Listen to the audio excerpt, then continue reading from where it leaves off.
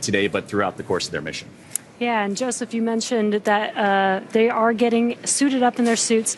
They do have to put on their suits when they're going through some dynamic events, including docking to the International Space Station. These suits just help keep them safe, keep them cool, in the unlikely event of a depressurization inside of the cabin during the docking operations. So they'll put their suits on, they'll get strapped in with their harnesses into their seats, and then once they're all ready to go, they can begin the process to dock to the International Space Station. And we'll continue to hear those comms called out from the core here in SpaceX in Hawthorne and their headquarters up to the crew. Of course, they'll do similar checks, leak checks, pressurization checks that we heard at launch time. They'll initiate all those procedures as they get ready for that approach initiation burn, again, coming up here in the next couple of minutes. But you mentioned the suits themselves. One thing that we talked about during the launch earlier this morning was that one of the astronauts, Colonel Mike Fincke of NASA, is wearing one of the new IVA suits. Now, when you look at the crew all lined up, the four of them across, you can't really tell the differences. Everything seems, at least visually, the exact same, but I'm sure it'll be exciting for Fincke to don that suit again, and I'd be curious to get his reaction knowing what his other crewmates are wearing as well. Yeah, that's what I love about SpaceX is that the crew really helps create the suits here, and you can see this animation on the screen. Now, the IVA suits have a 3D printed helmet. They're still very similar to each other, but there's been some upgrades. They do have a little bit more mobility on the new IVA suits. They've taken a lot from the extravehicular suits and have a little bit more mobility there. One of the top updates for this suit is that the suit is a two-piece suit. So you can see on the waist where it looks like there's almost a seam there. On the new suit, that's where the zipper is, where they can separate the top part of the suit from the bottom part of the suit. Makes it a little bit easier to get into the suit. Now, the old IVA suit is one piece. They do have one zipper where they're going through and putting on the whole suit. So the new updates, again, feedback from the astronauts, the crew that has been flying with SpaceX, has been able to give this feedback and allow us to make these updates that make it a lot easier and make a lot of improvements that are coming from the people that are using the suits. So as we get updates and the crew in their suits now, we just got note that the approach initiation burn is underway, and that's one of the big key milestones now for the Dragon spacecraft to continue its methodical approach to the International Space Station. So certainly some good news there is everything continuing to move forward as Dragon continues that stair step to catch up to the orbiting laboratory. As we continue in towards docking, let's take a closer look at the Dragon spacecraft that is bringing Crew 11 to the International Space Station today. The Dragon spacecraft and its trunk stands over 27 feet tall. There are two windows on the spacecraft. The nose cone opens shortly after launch to expose the forward bulkhead thrusters and docking mechanism that will connect with the International Space Station to the IDA. Dragon's trunk holds solar cells, which power Dragon while it's in free flight, and the trunk can also carry unpressurized cargo, so there's a lot of space on the spacecraft. And Dragon has 16 Draco thrusters that can be used in space to help navigate the spacecraft to its destination, each providing 90 pounds of force. Now, that doesn't include the 8 Super Draco thrusters used for an abort, which are no longer active once the crew is in orbit. Yeah, Dragon has played a significant role in advancing our future in space by safely transporting crew to and from the space station. And there are currently 5 Dragon spacecraft supporting human spaceflight missions that have docked to the International Space Station already. Endeavour, Resilience, Endurance, Freedom, and Grace, which you could see there on your screen. Today's crew is flying aboard Dragon Endeavour. This is the first operational Dragon to carry crew on board during SpaceX and NASA's Demo 2 mission in 2020. Endeavour has been very busy since then, having also flown NASA's Crew 2, Crew 6, and Crew 8 missions, as well as the Axiom 1 mission. And in fact, this is the first Dragon spacecraft to fly for a 6th time. And with that, it's the 6th time they have completed the approach initiation burn, which just got wrapped up just a few moments ago. And now Dragon tracking to be a little bit more than 7 kilometers away from the International Space Station and moving at about 4.8 meters per second. So it was a good burn and everything moving quite along and swimmingly for the NASA SpaceX Crew 11 team. Now, overall, this is Dragon's 49th visit to the space station and its 19th human spaceflight mission to the orbiting laboratory. Including Crew 11 on board right now, SpaceX has now flown 75 4 crew members to the space station since the Demo 2 mission in May of 2020. And actually hearing from the SpaceX team earlier today that this is actually the anniversary of the splashdown of Demo 2 and the return of astronauts from American soil. So Endeavour, which was that spacecraft for Bob and Doug, now docking the International Space Station on that 5-year anniversary. And for nearly 25 years, crew aboard the space station have completed thousands of scientific and educational experiments, and Crew 11 is prepared to add to that growing number. Crew 11 will conduct hundreds of science and experience and technology demonstrations during their mission, in which they will spend multiple months working aboard the Orbital laboratory.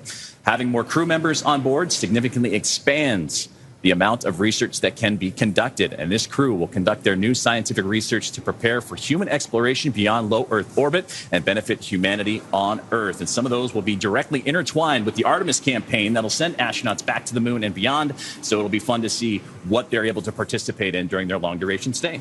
Yeah, always very exciting to see what these crews can do. Some of the more than 200 research and tech demonstrations Crew 11 will participate in include a set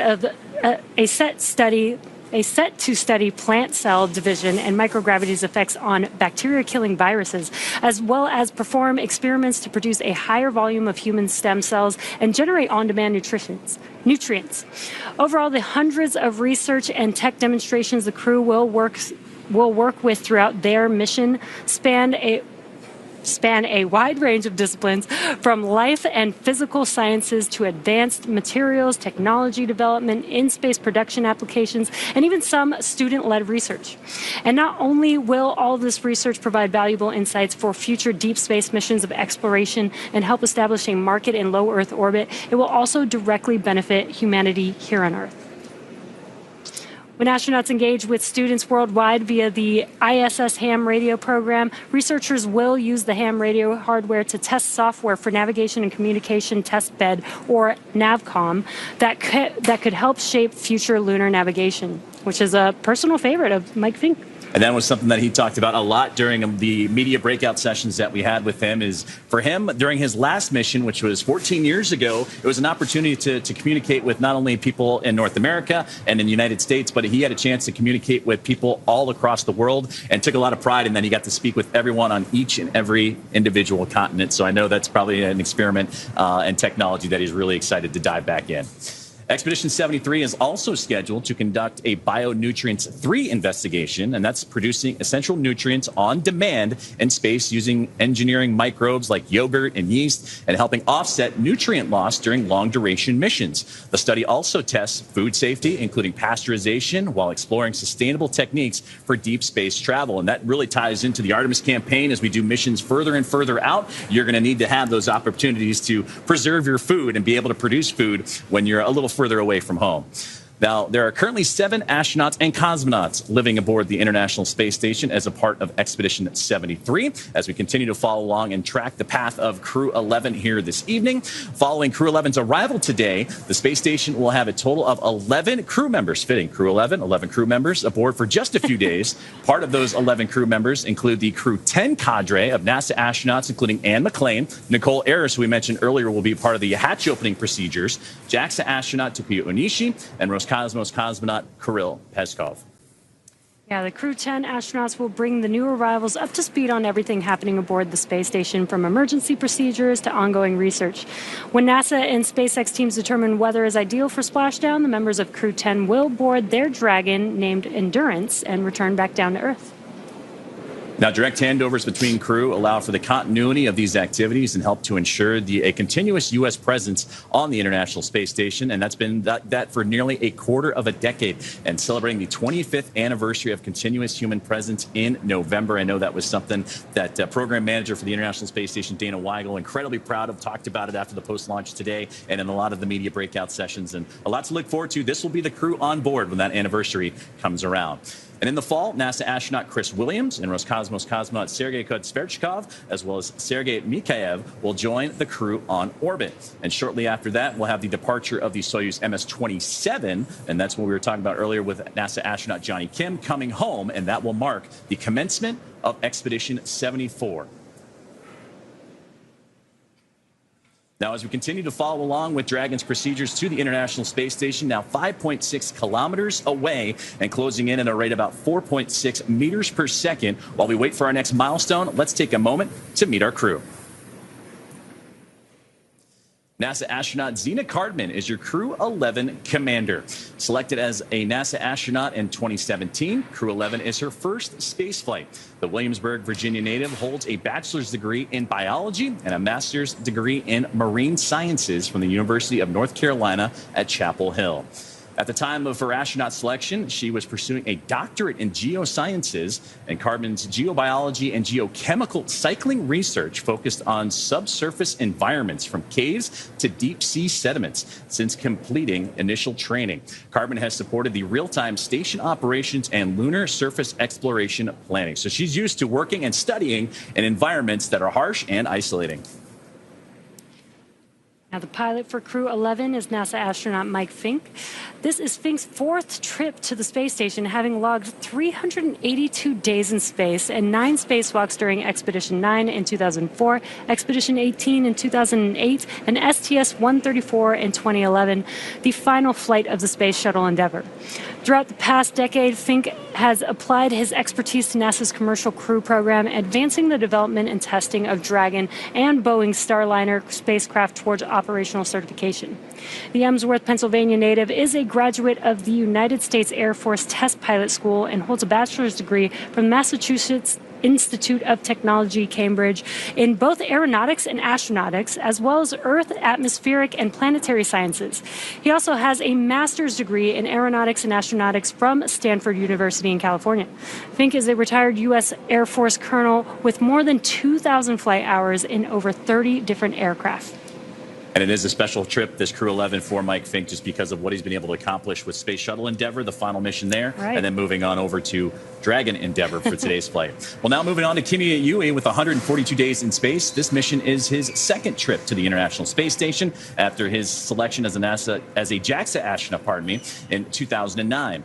Yui flew as a flight engineer for Expedition 44 and then Expedition 45 and became the first Japanese astronaut to capture JAXA's H-2 transfer vehicle using the station's robotic arm. In addition to constructing a new experimental environment aboard Kibo, the Japanese experiment module, he conducted a total of 21 experiments for JAXA. In November 2016, Yui was assigned as the chief of the JAXA astronaut group. And last but not least is mission specialist and Roscosmonaut Oleg Platonov. This mission is his first spaceflight. Before his selection as a cosmonaut in 2018, Platonov earned a degree in engineering from Krasnodar Air Force Academy in aircraft operations and air traffic management. Assigned a test cosmonaut in 2021, he has experience in piloting aircraft, zero-gravity training, scuba diving, and wilderness survival. So now we continue to follow along with the path of Crew 11 as they recently completed the approach initiation burn, and everything went swimmingly for that burn. Everything nominal. The crew suited and seated, ready to continue their process. Now the next milestone is going to be Waypoint 0, which we still have a little ways away. The crew about 4.7 kilometers away. Waypoint 0, that's the 400-meter mark for Dragon. So still some time, but anticipation continuing to build up as, again, the crew both aboard Dragon Endeavour and aboard the International Space Station, anxious to have hugs and handshakes here in the next little while. Yeah, we showed that graphic earlier with all those very close maneuvers as the Dragon spacecraft approaches the International Space Station. Every single one of these maneuvers is very slight and steady. But what I think is really cool is, like, we're getting 400 meters away from the space station, but they're both moving at about 17,500 miles per hour. But speed is relative, so when you see them next to each other, it doesn't look that fast. They are flying very quickly.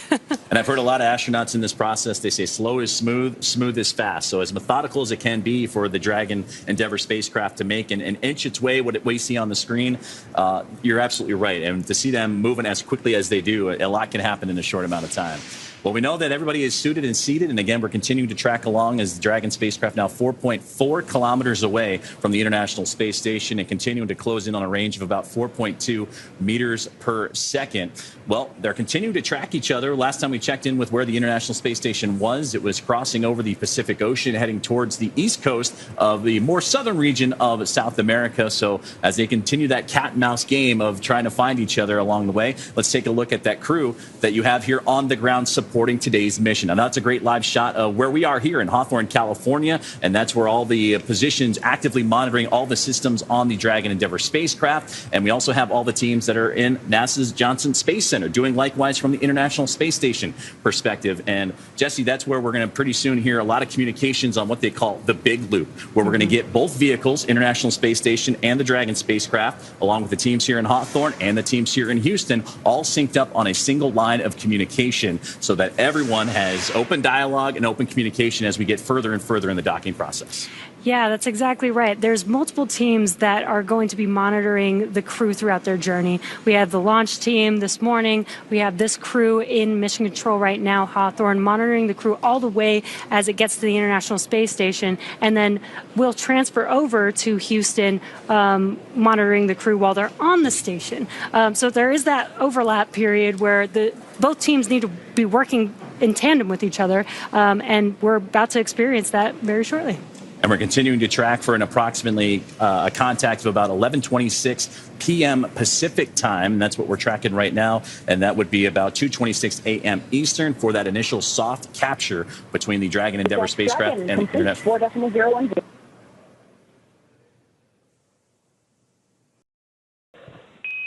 SpaceX copies on the big loop, 4.010 complete.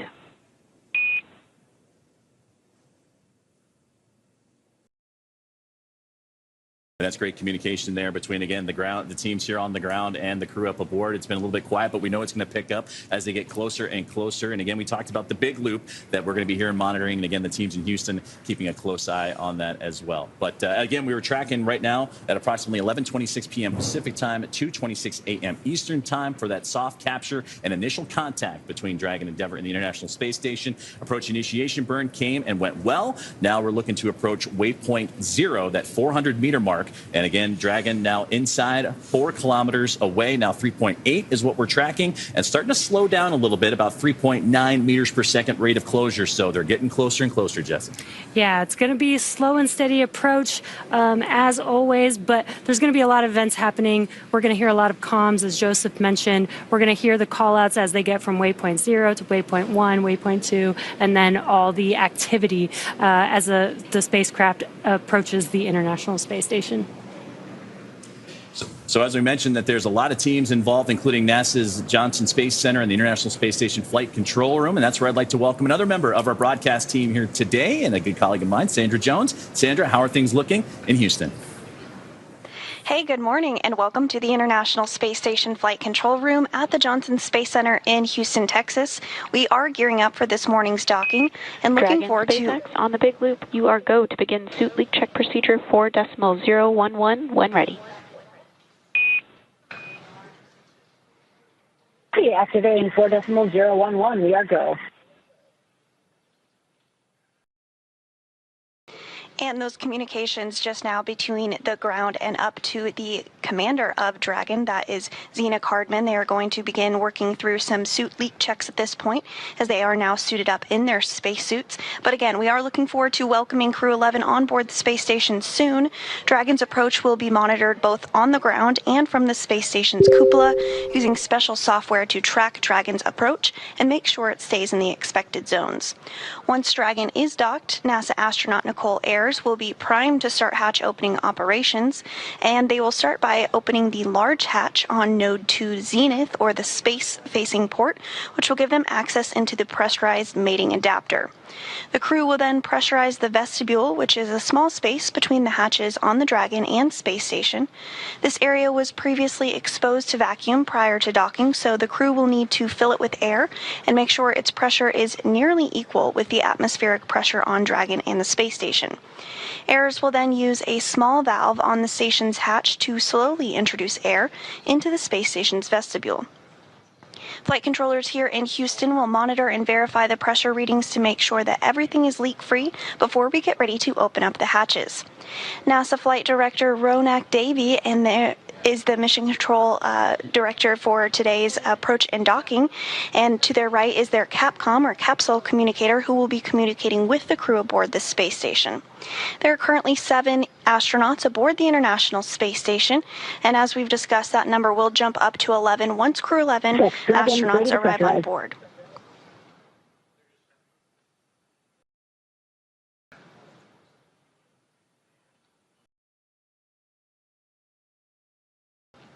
And as we continue to hear those communications as the crew is going to begin working through their leak checks, we're excited to get our Crew 11 astronauts aboard to work on handover. SpaceX on the big loop, you are go to initiate suit leak check.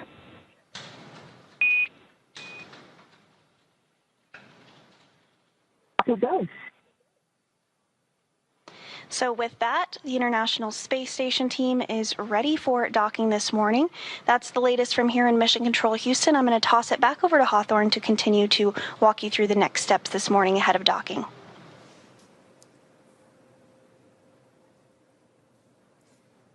Thanks, Sandra. Now coming up, once Dragon arrives at 400 meters below station, it will be at what is known as Waypoint 0. That will be the first checkpoint during our approach, and you can kind of see these movements here on your screen on the graphic. The vehicle can hold here at 400 meters, but if all systems check out, Dragon can just continue its approach to Waypoint 1. Dragon's move from Waypoint 0 to Waypoint 1 will swing it up and over top of the International Space Station, arriving at a distance of approximately 220 meters. At this point, it will be what is called the docking axis, which is essentially means directly in front of the docking port. The crew are headed to the zenith port of the International Space Station, or the space-facing port, the Node 2 of the International Space Station. Dragon has docked to Node 2, also known as Harmony, for all of those crewed missions so far, because that's where both the international docking adapters are located. And once Dragon is only 20 meters away at Waypoint 2, the spacecraft focuses on aligning its docking system with the International Docking Adapter. And again, we may hear a call out called CHOP, which stands for Crew Hands Off Point. This is a little less than 30 seconds before docking, and this means that at this point, any aborts will have to be done automatically by Dragon, hence the hands off. And the grand arrival, when our crew arrives at the International Space Station, Dragon will fly in and make contact with the IDA, or the International Docking Adapter, giving us what we call a soft capture. That soft capture ring then retracts until the sensors indicate it's time for the 12 hooks to drive in place to give us a hard capture and firmly secure Dragon into its new home on the International Space Station. The crew, namely NASA astronaut Nicole Ayers, you heard from Sandra just a moment ago, will begin to manually pressurize the vestibule and the area between the Dragon hatch and the station hatch. Meanwhile, umbilicals that provide the power, audio, and data connections from the station to Dragon are put in place. Then it's time for leak checks and the hatch opening, which is currently timelined to come more than 2 hours or so following the docking. Yes, but I'm sure Crew 11 is getting excited as they know that they're actually hovering around the International Space Station. We just have some maneuvers that we need to do still to make sure that they can align with the docking adapter and dock safely today. And right now, Dragon currently 2.5 kilometers away from the International Dragon, SpaceX on the big loop, we see 4 good suit leak checks.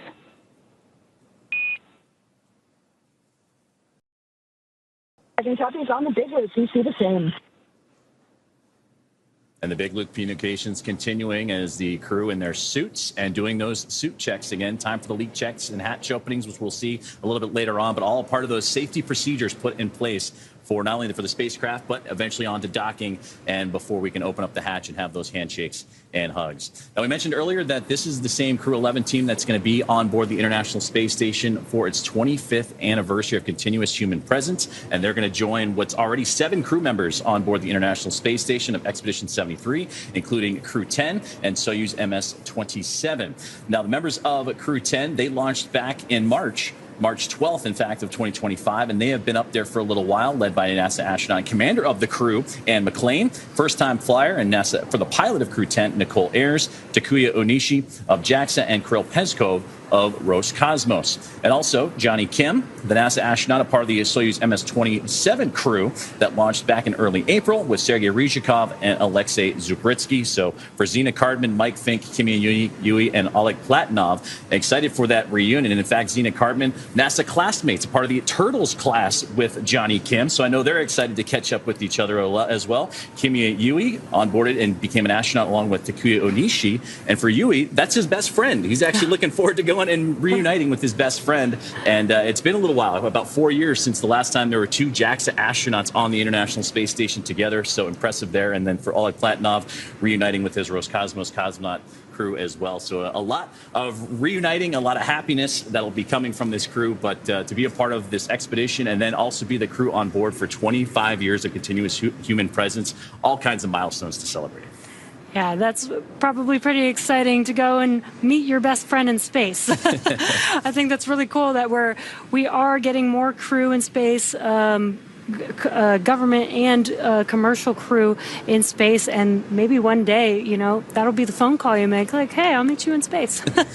And to that effect, too, just because of where they're docking today, again, that Zenith port, the space-facing port of the Harmony module, that was recently vacated just a couple of weeks ago from Axiom Mission 4, the fourth private astronaut to the International Space Station. So a lot of comings and goings and a lot of people on board station at any given point. But for them to come around and for the Dragon Endeavour celebrating its own milestones, its sixth flight and its return to the International Space Station again after 5 years ago to this day, it was the splashdown and return of Demo 2. And there's some great views that we're now getting.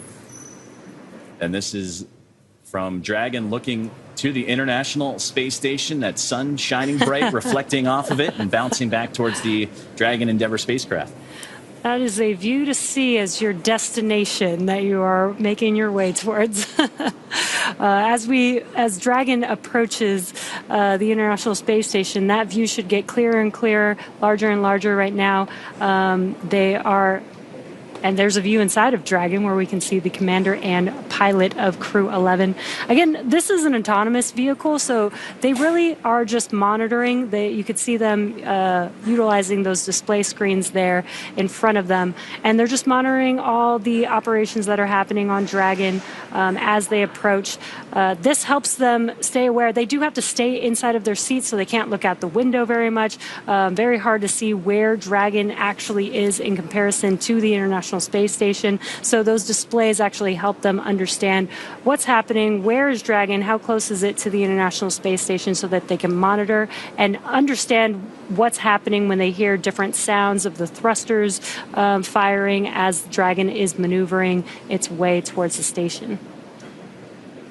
And if necessary, there can be mid-course maneuvering after the approach initiation burn, which has already happened. And we just got note that there will be some more fine-tuning of the Dragon Endeavour spacecraft. And there you're seeing the over-the-shoulder shots as Mike Fincke and Zena Cardman. Those are the two in the middle of the capsule. Platonov and Yui are on either side of them, but they're the ones talking over. And as you said, Jesse, monitoring what's soon to be in about a minute and a half to a minute or so of what's going to be that fine-tuning burn to make sure that Dragon is fine-tuning its path and on the right approach.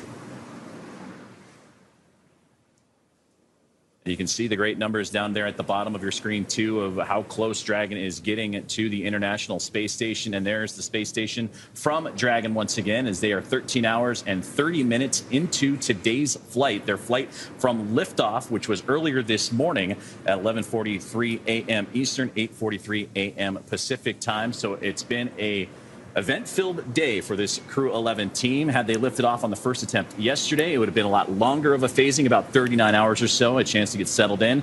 And there's a great view from the International Space Station on the right side, looking down at Dragon. So they're inching their way slowly but surely as we continue to monitor the progress of the Dragon spacecraft. But again, we did catch word that there will be an out-of-plane burn, an adjustment burn to follow up, so they continue that fine-tuning process and make their way to the International Space Station.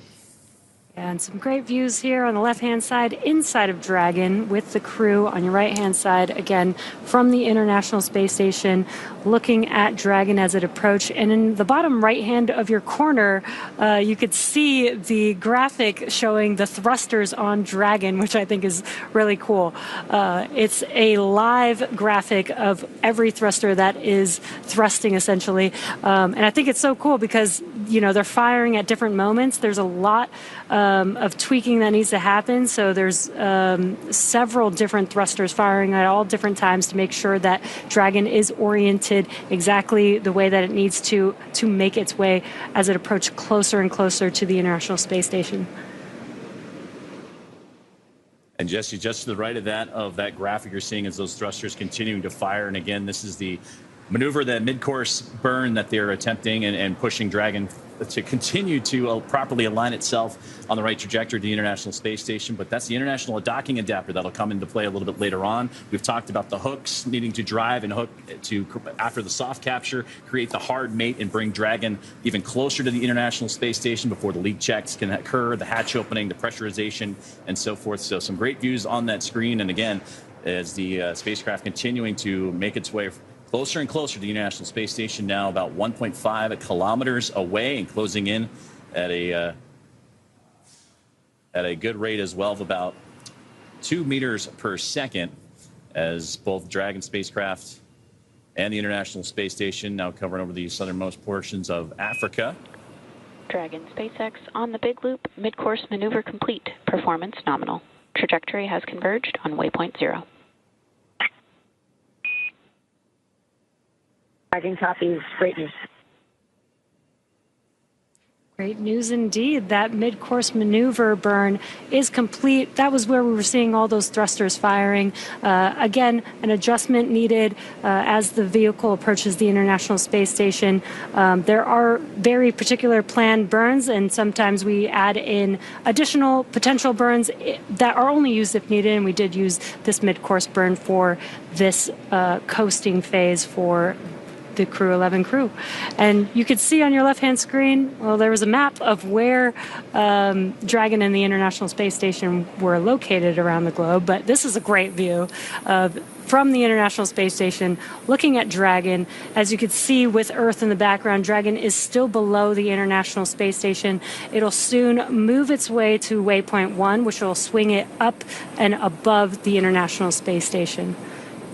And those views, really again, cool coming views. from the orbiting laboratory, but and absolutely stellar. And that's the Cronus position inside of NASA's Johnson Space Center and Mission Control, providing these great views that allow us to follow along with Dragon's trajectory and procedures. But going back to a successful mid-course maneuver and helping out with that AI burn too, Jesse, that's just one of several opportunities where you can fine-tune and have those gates, those checkpoints, because now we're tracking what will be soon the next big milestone, reaching waypoint 0, that 400-meter mark, before Dragon will continue its approach, and they can hold at that waypoint 0. But if everything is aligned properly, sometimes we've seen the Dragon spacecraft continue to move forward. The crews on the ground both agree that everything looks great and we can continue to push forward, but just that's why we have those gates, to make sure that everything is properly aligned before we get any closer.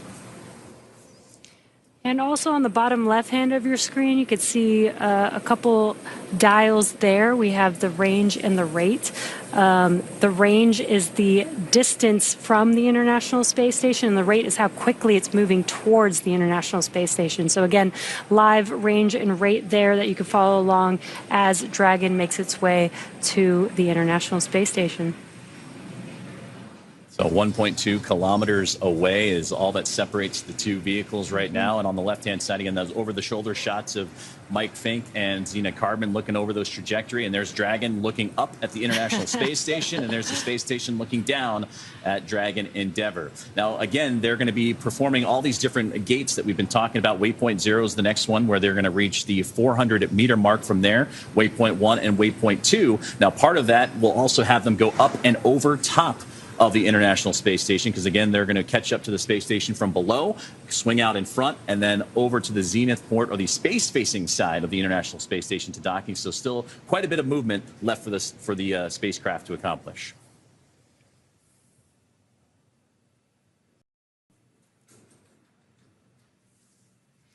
Again, as we've been mentioning, the crew is in their seats. The commander and pilot are both monitoring using those displays that are right in front of them. Again, just monitoring. Dragon is an autonomous vehicle, so essentially on autopilot as they make their way to station. And I love this view of the International Space Station. You know, you see pictures and sometimes models of the International Space Station, but when you get to see it live, like a live view like this, it is so cool to know that that is flying above the Earth at all times, and you get to see it a little bit up close. Even though we're down here on Earth, we get to see it live on these views. Especially as we get closer, all the hardware up close from the solar arrays you can see fanned out on either side. As we now just got word that there's going to be a go, no-go poll for whether or not the Dragon spacecraft can proceed past Waypoint 0 or if they need to hold at that given point. So that's where everything will continue to be monitored from the teams on the ground as well as the teams inside the International Space Station and the Dragon spacecraft. The big loop, you've heard it when they call up, they say Dragon on the big loop. That's what they mean, the communications that everyone is a part of, whether it's here in Hawthorne, in Houston, on the International Space Station, or inside Dragon Endeavour.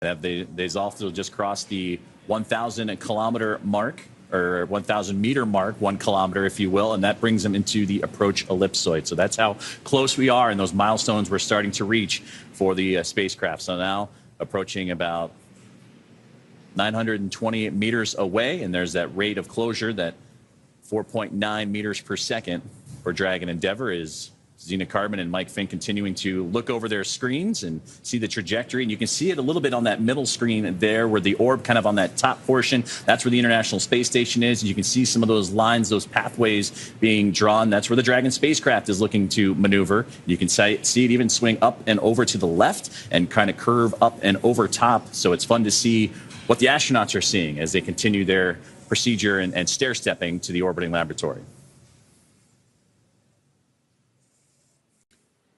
And there you can see, this is a graphic of what Joseph was just mentioning. When they reach that waypoint 0 point on the graphic, again, the vehicle will move towards waypoint 1, which will swing up and over the International Space Station. This graphic is showing the Dragon spacecraft when it's below the station, moving from Earth towards the station. It's going to swing up and around, and again, on the space-facing side of the International Space Station, there's a better view of that. So it's going to take that path up to waypoint 1 and then begin to approach, first align itself with the docking adapter that arrow is pointing to at waypoint 2, and then that where it says contact is where that IDA or International Docking Adapter is, and that's where Dragon is going to dock and have its home for the next few months for Crew 11. And we're still tracking that docking time, that soft capture time, at around about 11:26 p.m. Pacific, 2:26 a.m. Eastern time. And of course, as we continue to make our way towards the next milestone, that is waypoint 0 that we're talking about, we're going to get word of that go, no-go poll for the teams on the ground and how they wish for the spacecraft to continue to proceed. And there you get another great look again as coming down from the International Space Station, looking at the Dragon spacecraft. And you see that strobe light blinking, especially when you're in an orbital nighttime. It's helpful because that helps bring a shine of light literally on the International Space Station to help fine-tune some of those trajectory adjustments if necessary. Dragon SpaceX on the big loop. Ground is go for approach 0. Burn is enabled. Maneuver start time, 5:35 Zulu. As a reminder, Dragon will nominally continue approach through waypoint 1 toward waypoint 2 without stopping at waypoint 1.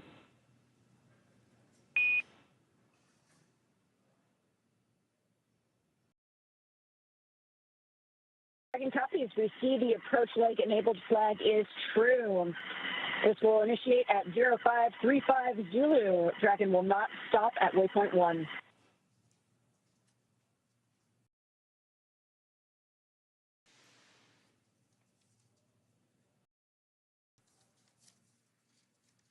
Communications there between the ground and the crew aboard Dragon Endeavour and NASA SpaceX Crew 11, and the confirmation from Commander Zena Cardman on that go, no-go poll for waypoint 0.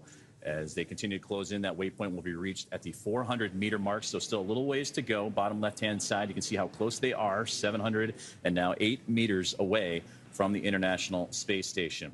Well, this crew is going to be on board, Jesse, as you mentioned, for a good several months, and they're going to be participating in a lot of technology demonstrations, outreach activities, but also a lot of human research and performance. And one of the science experiments and research activations that they're going to dive into is right interwoven with the Artemis campaign, and that is simulated lunar landings that they'll be participating in microgravity, because again, that's the International Space Station, a unique perspective to accomplish a lot of these research. And select crew members will participate in this series of simulated moon landings before, during, and after their flight, and they're going to use handheld controllers to help over multiple screens, and they will fly through simulated scenarios created to resemble the lunar South Pole region that the Artemis crews plan to visit. And this experience will allow researchers to evaluate how different gravitational forces may disorient astronauts and affect their ability to pilot a spacecraft like a lunar lander. So that's a great way of using the International Space Station and that unique microgravity environment to advance NASA and the world's objectives of moving and returning to the moon and beyond.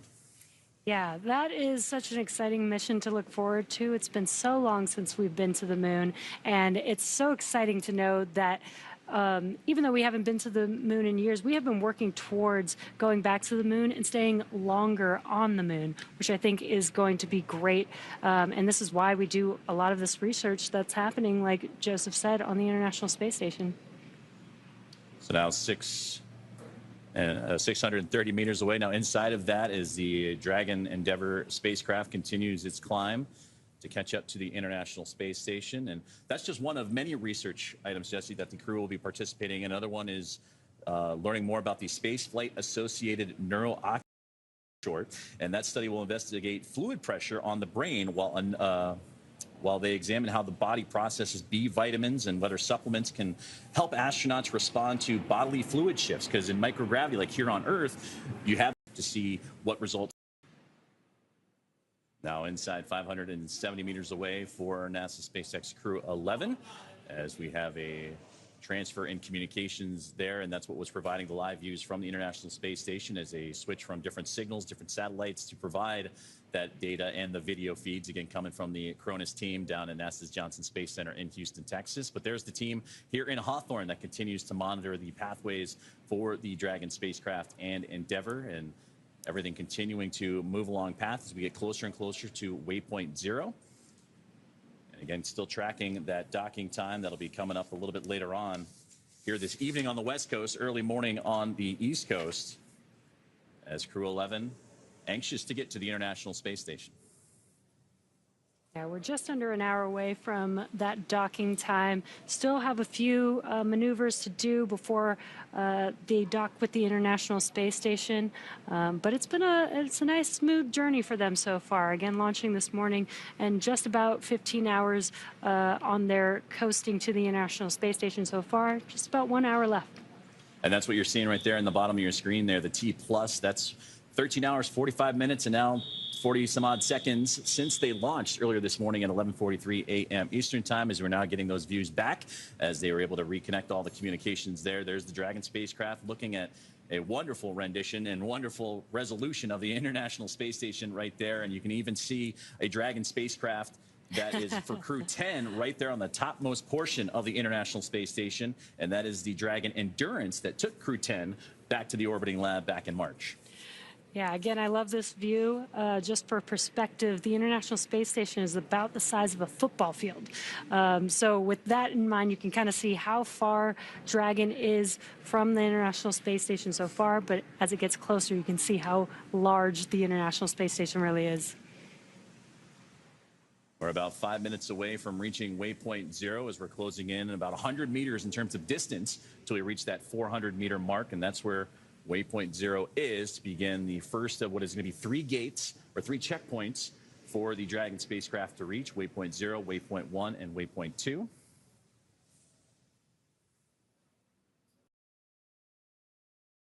Again, this view is Dragon looking up at the International Space Station, still below the space station, but again, as it swings to Waypoint 1, it's going to swing up and over the International Space Station. It'll basically be between the International Space Station and the rest of space.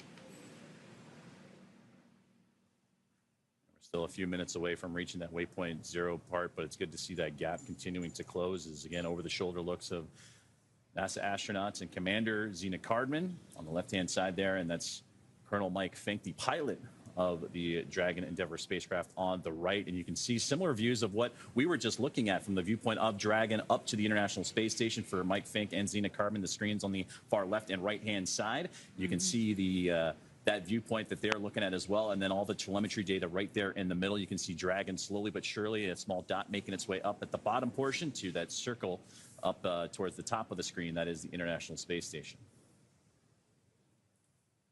And you can also see, Jesse, it's starting to slow down a little bit, that rate of closure. They were humming along for a little while there with all the key burns that they had to go through, especially those shortly after liftoff, but they're going to start making that slow and methodical approach towards that space-facing port of the International Space Station, but right now still below the orbiting lab and looking to swing up and over top of it here in the next little while.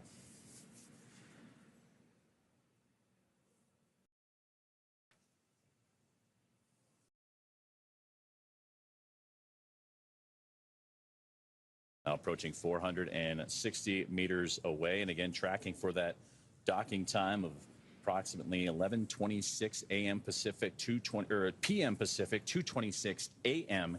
Eastern time on what's been a full day of activities for Crew 11 after launching earlier this morning at 11:43 a.m. Eastern. About a 16-hour and some change phasing, but they're arriving a little bit ahead of schedule at the moment, so anxious to get there. And waypoint 0 again is about 400 meters away from the space station. So if you look at the bottom left-hand corner of your screen, that range dial there, that is showing how close the vehicle or the distance the vehicle is from the International Space Station. About 50 more meters to go to get to waypoint 0. 2.5 minutes is what they're estimating right now to get to that waypoint 0 mark, and we'll continue to hear communications from the big loop. That's the Dragon International Space Station, teams here in SpaceX in Hawthorne, and the International Space Station Flight Control Room in Houston, all communicating together as they continue to advance to that waypoint 0 milestone.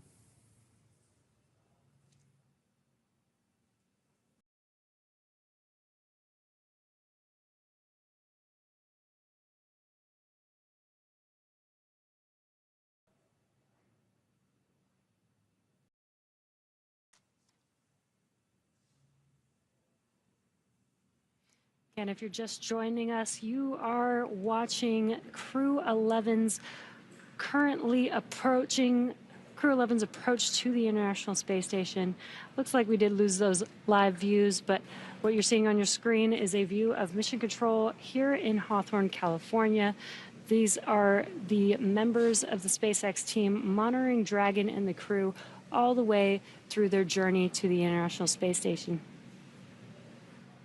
And those views continue to come and go, and that's perfectly normal. That's the communication shifting between different points of contact for the vehicles as they continue to orbit around the Earth, 17,500 miles an hour. You have to kind of pinpoint those communications. So there's little acquisitions of signal, AOS that you sometimes hear, or loss of signal, LOS that you sometimes hear. So there's a great view of the teams inside of the SpaceX Mission Control here in Hawthorne as we await the acquisition of signal for both the Dragon spacecraft and the International Space Station to continue to bring those views. But right now we're coming up on about a minute away from reaching that waypoint 0 mark, and that's where those first of 3 gates will occur. So far, recapping what's happened, we mentioned that the launch was earlier this morning for NASA SpaceX Crew 11, and then shortly after launch, they would begin a sequence of burns, Jesse, that they would need to accomplish to stair-step their way, climb up higher, to connect and eventually catch up to the International Space Station, which they are still doing so today, and they have done so swimmingly. Everything has been going as planned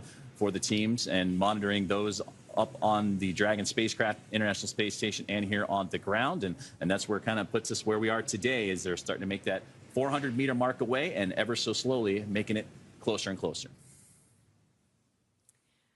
And again, we are approaching waypoint 0. We were just about 50 meters away when we lost that live view. But here's that graphic again to show you where Dragon currently is. Again, waypoint 0 is just 400 meters from the International Space Station. Once we reach waypoint 0, the vehicle is going to swing itself up and over the International Space Station. So this view of this graphic here showing Dragon below, basically between Earth and the International Space Station. And so to make its way from waypoint 0 to waypoint 1, it will be swinging around the space station.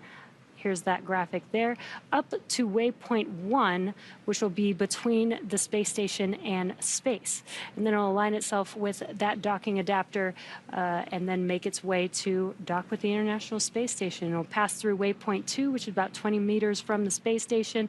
Again, these are just checkpoints to make sure that the vehicle is healthy, that the International Space Station is ready for them to continue their approach, and then it'll eventually do a soft capture with the IDA and then a hard capture with 12 hard hooks that will safe the vehicle to the International Space Station for its home for the next few months. And I love that graphic, too, because it illustrates the milestones and distance, too. Not only we say waypoint 0, waypoint 1, waypoint 2, what does that mean? Well, we said 400 meters. That's waypoint 0. When you get to waypoint 1, as you mentioned, Jesse, it goes up over top. It'll be 220 meters away, and then it'll continue to approach to the 20-meter mark. Dragon SpaceX on Dragon to ground. Approach 0 has started, and the trajectory has converged on waypoint 1. Expect arrival at waypoint 1 at 6:10 Zulu.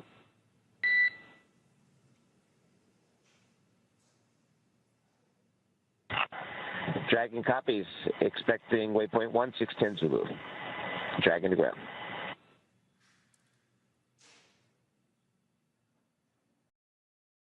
So with those communications, you just heard that the Dragon spacecraft has reached waypoint 0, which means it is 400 meters directly below the station. And that's what we've been following along. And we can see it in the views coming here shortly once we receive those communications and connections back from the spacecraft and the International Space Station.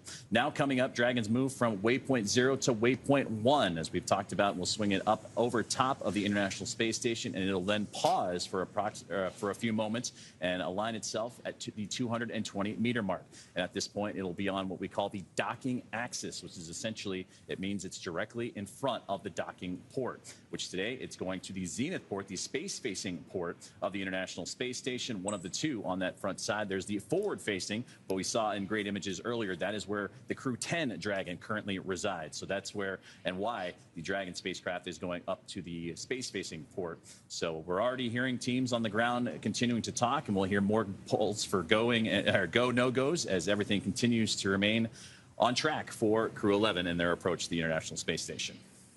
Yeah, we're just around about 30 minutes or so away from Dragon making its way to that waypoint 1 location. Again, these are slow and steady moves. As we saw when we did have live views, it looked really slow as it was approaching. But again, just a reminder, both spacecraft are flying at 17,500 miles per hour, which is pretty fast. And that docking port, again, was just recently vacated a couple of weeks ago from Axiom mission for the 4th private astronaut mission to the International Space Station that saw former NASA astronaut Peggy Whitson and her crew that had representatives for the first time coming to the International Space Station from India, Poland, and Hungary. So it's certainly a milestone mission there, but they recently had departed, splashed down off the West Coast, the second West Coast splashdown for a SpaceX Dragon.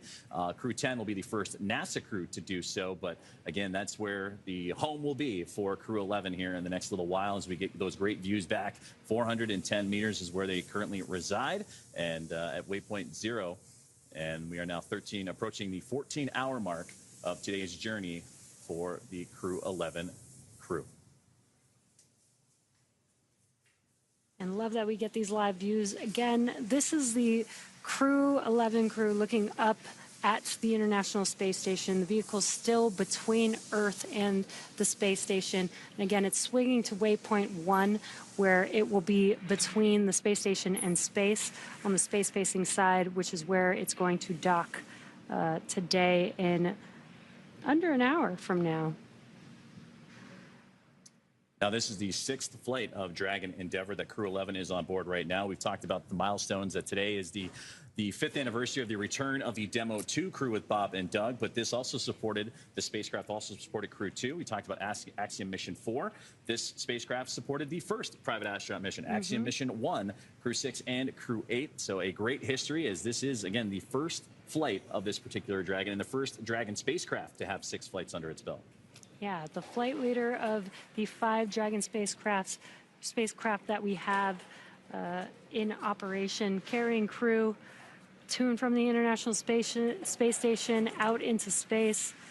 Just pretty incredible how far reusability has come with spacecraft. The fact that we are on the 6th flight of Dragon is mind-blowing to me.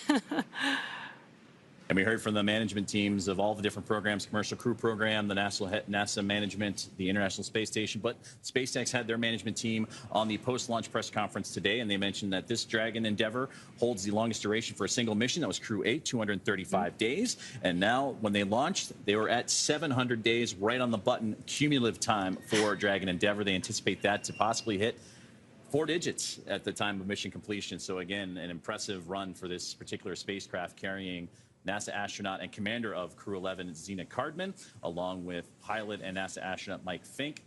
And then you have JAXA astronaut Kimiya Yui and Oleg Platonov of Roscosmos, the crew of 4, again, making its way slowly but surely to the International Space Station. Yeah, Joseph, you hit a lot of milestones that Endeavour has been accomplishing. And again, reusability for SpaceX is key. It's basically our whole mission. This is how you bring the cost of space down, and being able to fly over and over again using the same vehicle is just incredible. And to be a part of these missions and watch this happen in real life is so cool. And we mentioned earlier in the broadcast that there are crew aboard the International Space Station that are helping, currently activating and helping out with the docking procedures for today, and that's namely NASA astronaut Johnny Kim and NASA astronaut Nicole Ayers. For Kim, he is located in the cupola, the window to the world. You've seen a lot of phenomenal imagery coming from now nearly 25 years of the International Space Station and continuous human presence from those great views. Well, he's using special equipment to monitor Dragon's approach to the International Space Station. And then Nicole Ayers will be on tap to help out with the hatch opening procedure. She did likewise for the Axiom Mission 4 team, so she has that experience to go, as ready to welcome in 2 of her own from NASA, and again, JAXA and Roscosmos astronaut and cosmonaut in tow as well. So again, it'll be a full day. I know this crew on board the Dragon, as well as the crew on the station, will be happy to see each other. They'll wind things down, but then they'll also begin handover procedures, which are going to get underway. About 3 days worth of full handover procedures, starting what I imagine be right tomorrow. They'll get familiarized with the station, go over safety protocols, and ultimately get themselves settled in and situated, because on the horizon will be the return of Crew 10.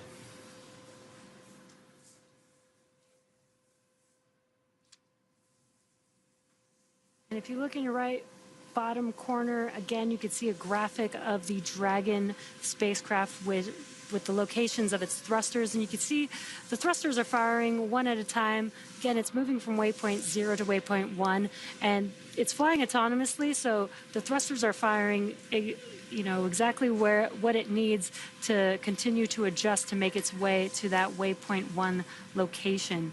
I think that's so cool that you could see that live there.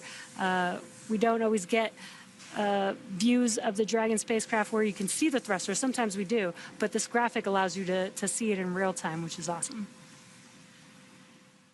And we're about 26 minutes away from reaching that waypoint 1 mark, and about 15 minutes away from the next go, no-go poll. Again, these are all part of the systems and safety checkouts to make sure that Dragon is performing as it should. The International Space Station is ready to receive the spacecraft as well, as you continue to see those great views and those solar arrays reflecting the sunlight perfectly as the spacecraft continuing to move. And you see some slight adjustments in thruster firings happening in that bottom right-hand side when they illuminate from the black to white. That's helping illustrate, again, some of those fine tunings that need to happen for a spacecraft to properly align itself up with its ultimate destination.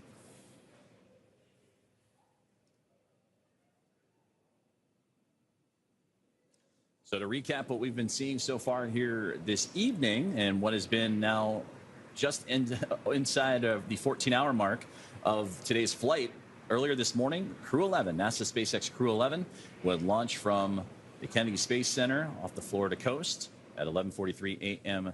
Eastern time, and begin what was about a 16-hour journey, and still counting down to about 2 more hours or so to, if they might match up. Now, they did get a little bit ahead of schedule, but ultimately a shorter time period than their first launch attempt, which would have had them on about a 39-hour phasing, but ultimately a busy day from launch to the anticipated docking time, which we're still tracking to be around 11:26 p.m. Pacific, 2:26 a.m.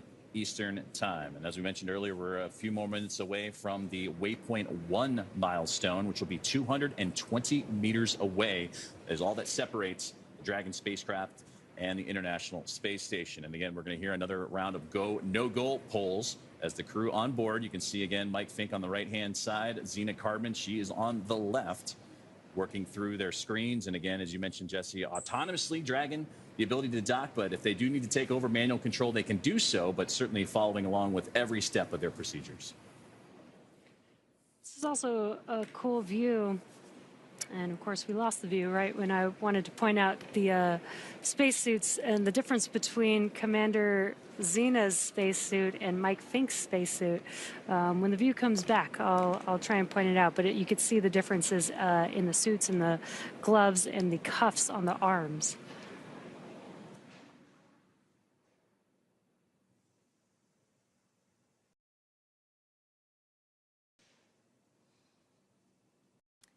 And there you could see those suits. You could see the difference right there just visually from Commander Zena's suit versus Mike Fincke on the right. Mike SpaceX, Fincke, Dragon to ground. Quick temperature request. Go ahead, Dragon. With you on Dragon to ground. Yes, sorry to ask at such a fun moment, but could we have it a little bit cooler in our cabin, please? We copy the request, and we'll take action on that right now. Many thanks. some comms from the core here in mission control, speaking with the crew. They did a temperature check, and the crew might be getting a little warm. They are in their suits as they patiently wait docking with the International Space Station, and those suits actually help keep them cool. So they actually can control the temperature inside of Dragon as well as through the suits from mission control in Hawthorne, California. And so it sounds like they're going to flow some cooler air to keep the temperature down for the crew. So now 14 hours and 4 minutes into today's flight, as Crew 11 continuing to make that methodical approach to the International Space Station. We have made its way from Waypoint 0, now looking to get to Waypoint 1 as we continue to follow along with the trajectory of the Dragon Endeavour spacecraft.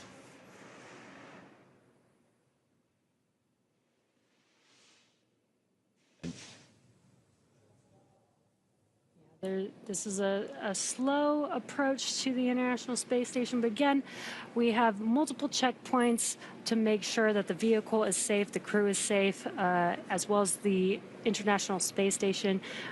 These checkpoints allow us to just take a moment, check the telemetry, check the health of the vehicles, health of the crew, as they make their way, as they make their approach to dock with the space station. And again, we've already passed through Waypoint 0, making our way to Waypoint 1. And again, this team, after a busy launch, we mentioned that the launch was earlier this morning at 11:43 a.m. Eastern time, had to accomplish a sequence of burns that Dragon needs to perform in order to climb higher up to catch up to the International Space Station. Phase burn, the boost burn, close burn, transfer, and then the final coelliptic burn, and that's what helps set when Dragon is going to dock to the International Space Station. From there, we did the approach initiation burn, which was right as pretty much the broadcast started here this evening. And from there, we've now made our way to Waypoint 0. There was a slight adjustment between the approach initiation and Waypoint 0 to, again, fine-tune that Dragon path to the orbiting laboratory. And now we await for the arrival to Waypoint 1, which should be coming up here in just a little while now. But again, it's that methodical approach and that fine-tuning, and again, the communications between the teams on the ground that help this process along. And another great view, this time you see the arc of the Earth with the backdrop of the SpaceX Dragon Endeavour spacecraft. That's that little white dot, that little white speck you see against the blackness of space. But again, another impressive view of planet Earth as Dragon continues its approach. And this is a great view to show the difference of where Dragon is relative to Earth and the space station. Earlier, just about 20 minutes ago, when the International Space Station was looking at Dragon, you could see Earth in the background, so you could tell that Dragon was between the Earth and the space station. Now it's kind of almost approaching the side of the International Space Station, not quite there yet, but you could see this is the path that it's taking to move up and over the International Space Station to make it to the space-facing side.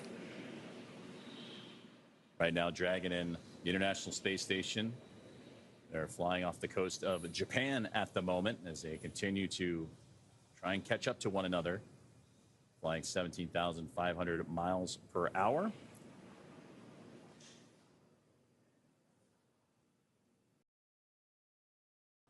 And the anticipated docking time for Crew 11 and their arrival to the orbiting laboratory around 11:26 p.m. Pacific time at 2:26 a.m. Eastern time.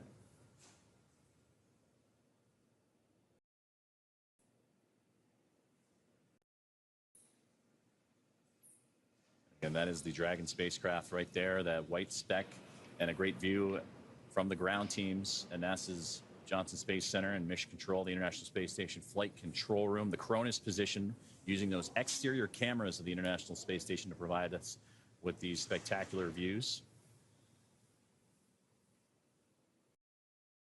Actually, when we get a chance, when we get to it, hopefully, we'll take a look at the Crew 11 patch, which has a nice nod to a view like this in the Voyager pale blue dot taken from the Voyager craft.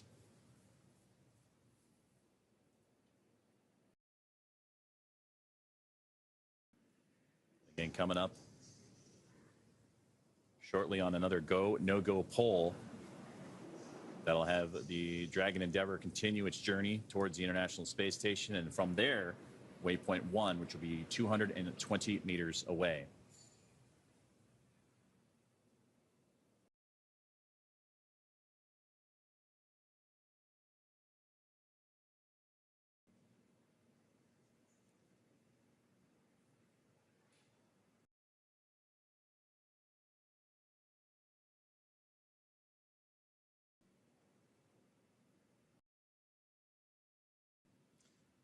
Well, as we continue to bring these great views and follow along the path of Dragon Endeavour, we talked about the teams in NASA's Johnson Space Center in Houston and Texas in the International Space Station Flight Control Room as they continue to monitor the progress of the Dragon Endeavour spacecraft. Let's check back in with Sandra Jones from Mission Control.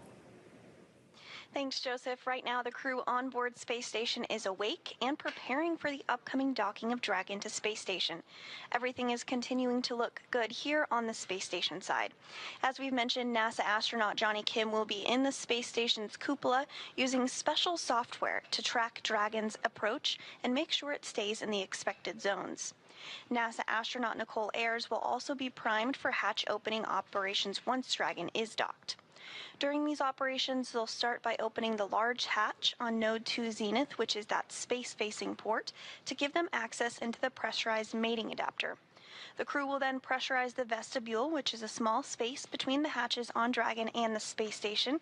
Because this area was exposed to vacuum prior to docking, the crew needs to fill it with air and make sure its pressure is nearly equal with the atmospheric pressure on Dragon and the International Space Station.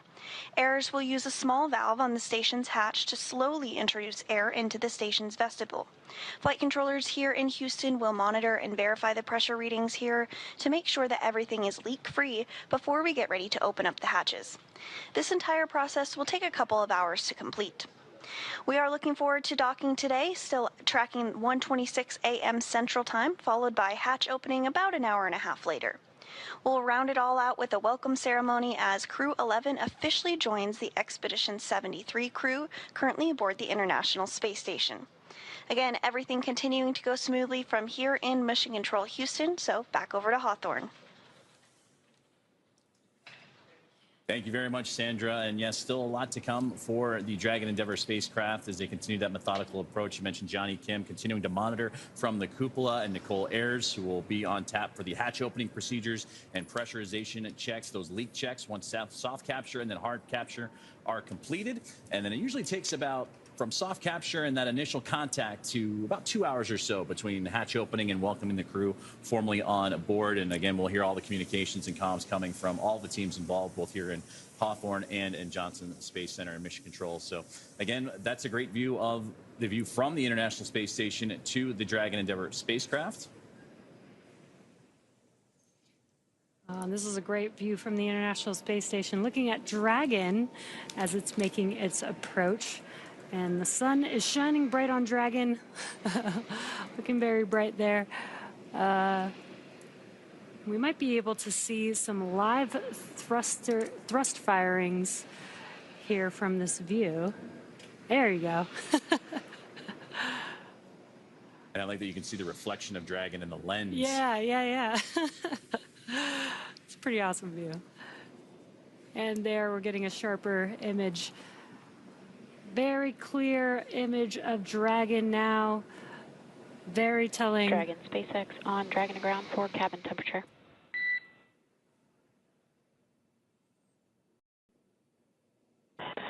SpaceX Dragon to ground, go ahead. Ground team just took action to drop our thermal control system loop from the warm configuration to the medium configuration. That should help cool down the cabin temperature a bit for you guys. We're going to continue to keep an eye on it.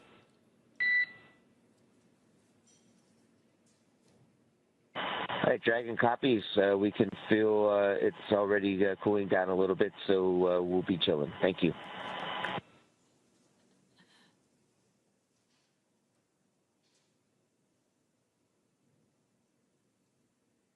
And that's closing the loop on some communications that we heard from pilot Mike Fincke of NASA on board the Dragon Endeavour spacecraft, talking to the crew on the ground, looking to bring that temperature down just a little bit as they are in their suits and continuing that methodical approach to the International Space Station. And that's where this view is coming from. And we've been talking about the Cronus position inside the International Space Station Flight Control Room. That's the Communication Radio Frequency Onboard Network Utilization Specialist. That helps us put together these views. And actually, when you look inside of Mission Control, if you get a chance to visit Johnson Space Center, they are right in front of the Public Affairs Officer, where Sandra Jones is today doing commentary, and they have the access to work closely with the team to provide some of these great views from the International Space Station looking onto the SpaceX Dragon spacecraft. And we also just got word that we're going to be coming up soon on the go, no-go poll for Waypoint 2 as they continue to march closer and closer to Waypoint 1. Again, Waypoint 1 is 220 meters away. Waypoint 2 will bring the spacecraft to just 20 meters away from the International Space Station. We'll hear the results of that go, no-go poll here shortly. And then after those communications, that is when the spacecraft itself will have reached that Waypoint 1 mark. We are getting closer and closer to seeing Crew 11 dock with the International Space Station, expecting that docking time to happen at 11:26 p.m. Pacific time. And again, really cool views. You could see Dragon getting clearer and clearer and closer to the International Space Station in this view. Again, we've got the dark background. That means that there's space behind Dragon, so it's moving from that waypoint 0, which was between Earth and the International Space Station. Now it's probably closer to being right next to the space station.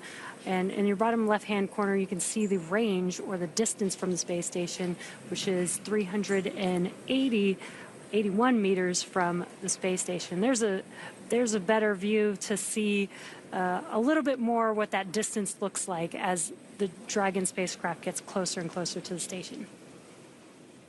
As these two continue to track down each other, they are currently flying over the North Pacific right now, some 250 plus statute miles above the Earth.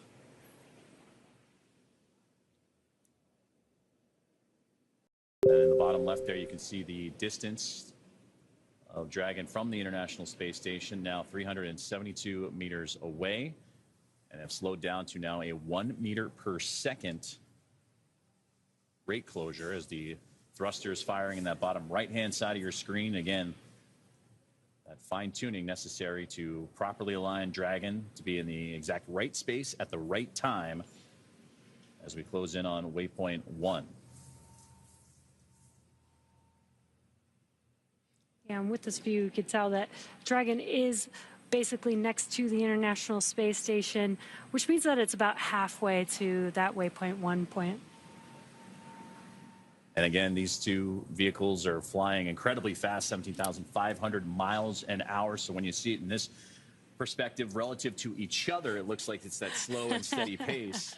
Looks like they're not moving. But again, they're moving so quickly that an orbital daytime and orbital nighttime comes and goes very quickly, so much so about 90 minutes for each. So that's impressive to know how fast they have to move, but also how quickly they have to move to close in on each other to ultimately bring Crew 11 to its destination, the International Space Station, for the next several months.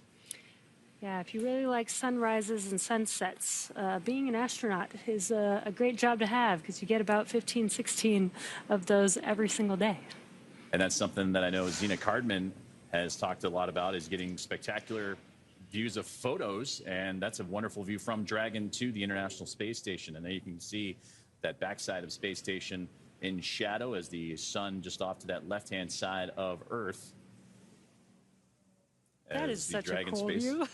As the Dragon spacecraft now making its way up over top of the International Space Station. That gives you great perspective of where they're heading.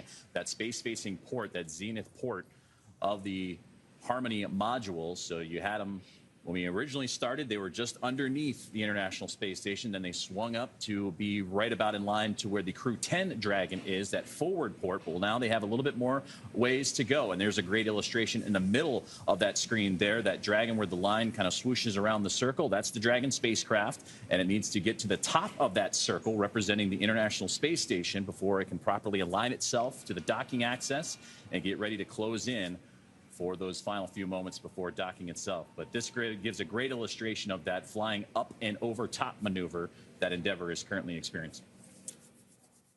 Yeah, I literally love this view. This is so awesome to see the International Space Station with Earth in the background.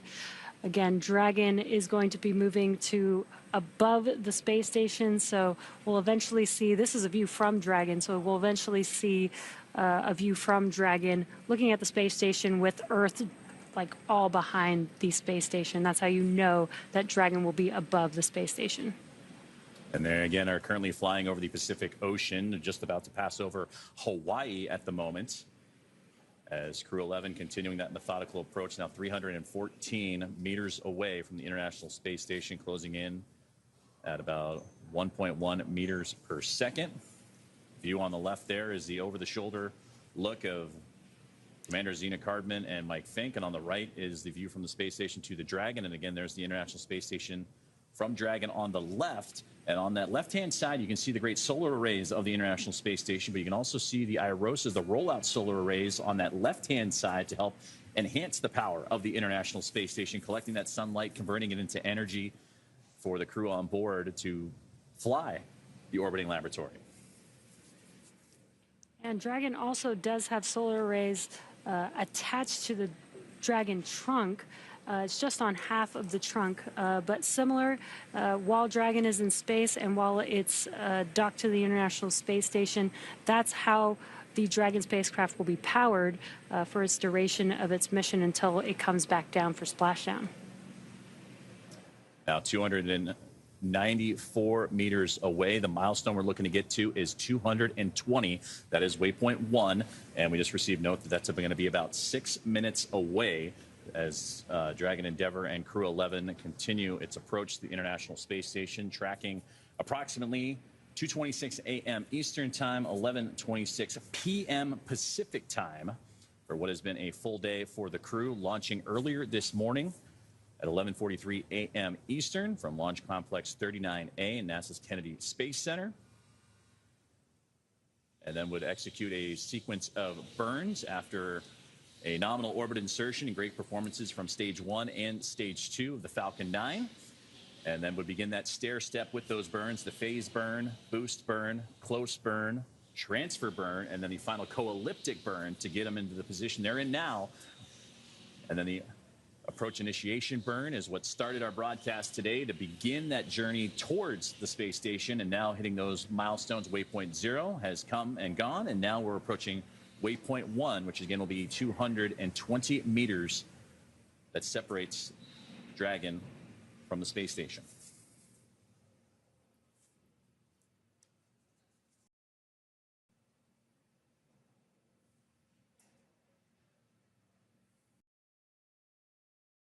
There they'll join Expedition 73 and then switch over to Expedition 74 in the fall when the Soyuz crew rotation is completed, and then I'll see NASA astronaut Johnny Kim return to Earth, and NASA astronaut Chris Williams will begin his first flight, and he will make his way toward the orbiting laboratory, and that's what will transfer from Expedition 73 to Expedition 74. And currently on board and monitoring Johnny Kim, again in the cupola using the special tools to monitor Dragon's approach. Nicole Ayers will be tapped with responsibilities for hatch opening procedures. Ayers, member of Crew 10, alongside with Anne McLean of NASA, Takuya Onishi and Kirill Peskov of JAXA and Roscosmos, respectively. And for Johnny Kim and his Soyuz MS-27 crewmates, Sergei Ryzhikov and Alexei Zubritsky of Roscosmos, that crew of 7, soon to be a crew of 11, with Crew 11 approaching.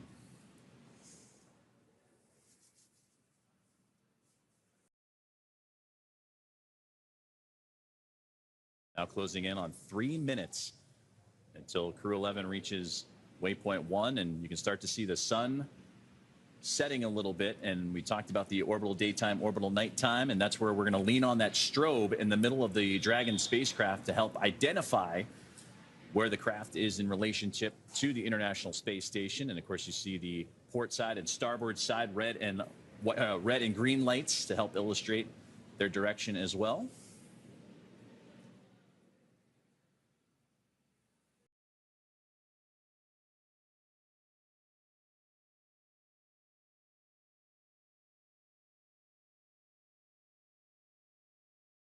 And Crew 11 currently approaching the International Space Station. In the bottom left-hand corner, you can see the range or the distance of the Dragon spacecraft from the International Space Station.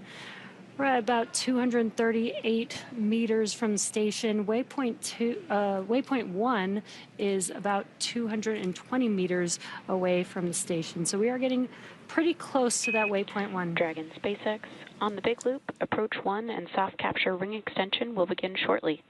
Dragon will continue approach to Waypoint 2.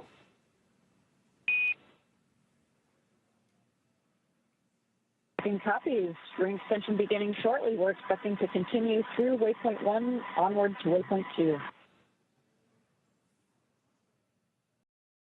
As you heard those comms, we do have these checkpoints, Waypoint 0, Waypoint 1, Waypoint 2.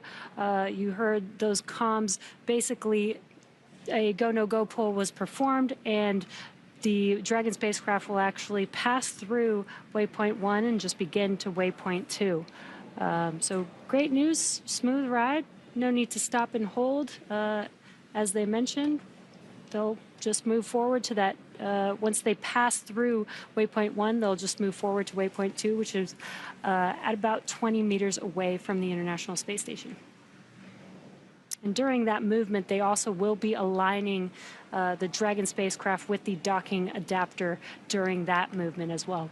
And that's what I was just looking at my notes real quickly, is that is going to align itself with the docking axis, and it's great to hear that they can move past Waypoint 1 and move to 20 meters away, Waypoint 2, as we have now reached an orbital nighttime, and that's where we'll lean on those strobe lights, the strobe lights and the starboard and port side lights of the Dragon Endeavour spacecraft to help us identify where it is in space in relationship to the International Space Station. Now, a little more than 14 hours and 26 minutes into the journey of Crew 11. Yeah, again, the spacecraft is now above the International Space Station on the space side, so it's looking from the International Space Station to Dragon. You just see space in the background. And the team's on the ground continuing to monitor the trajectory. We should be crossing Waypoint 1 here in just a matter of moments. Again, having them 220 meters away. You notice before we lost the data there at the bottom left-hand side, that rate of closure slowing down to now less than a meter per second. And as it gets closer and closer to the space station, it'll get even slower, almost a glacial rate of how glaciers move across. Station Houston on the big loop for Johnny.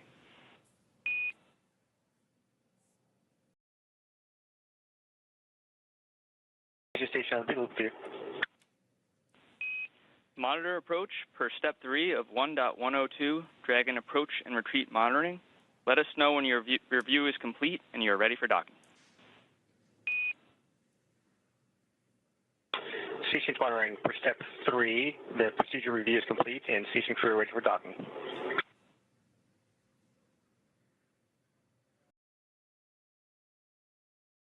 That was NASA astronaut Johnny Kim talking to the teams in Houston. And Houston copies. At waypoint 2, Dragon will briefly pause to align for docking, then automatically resume approach. Station copy.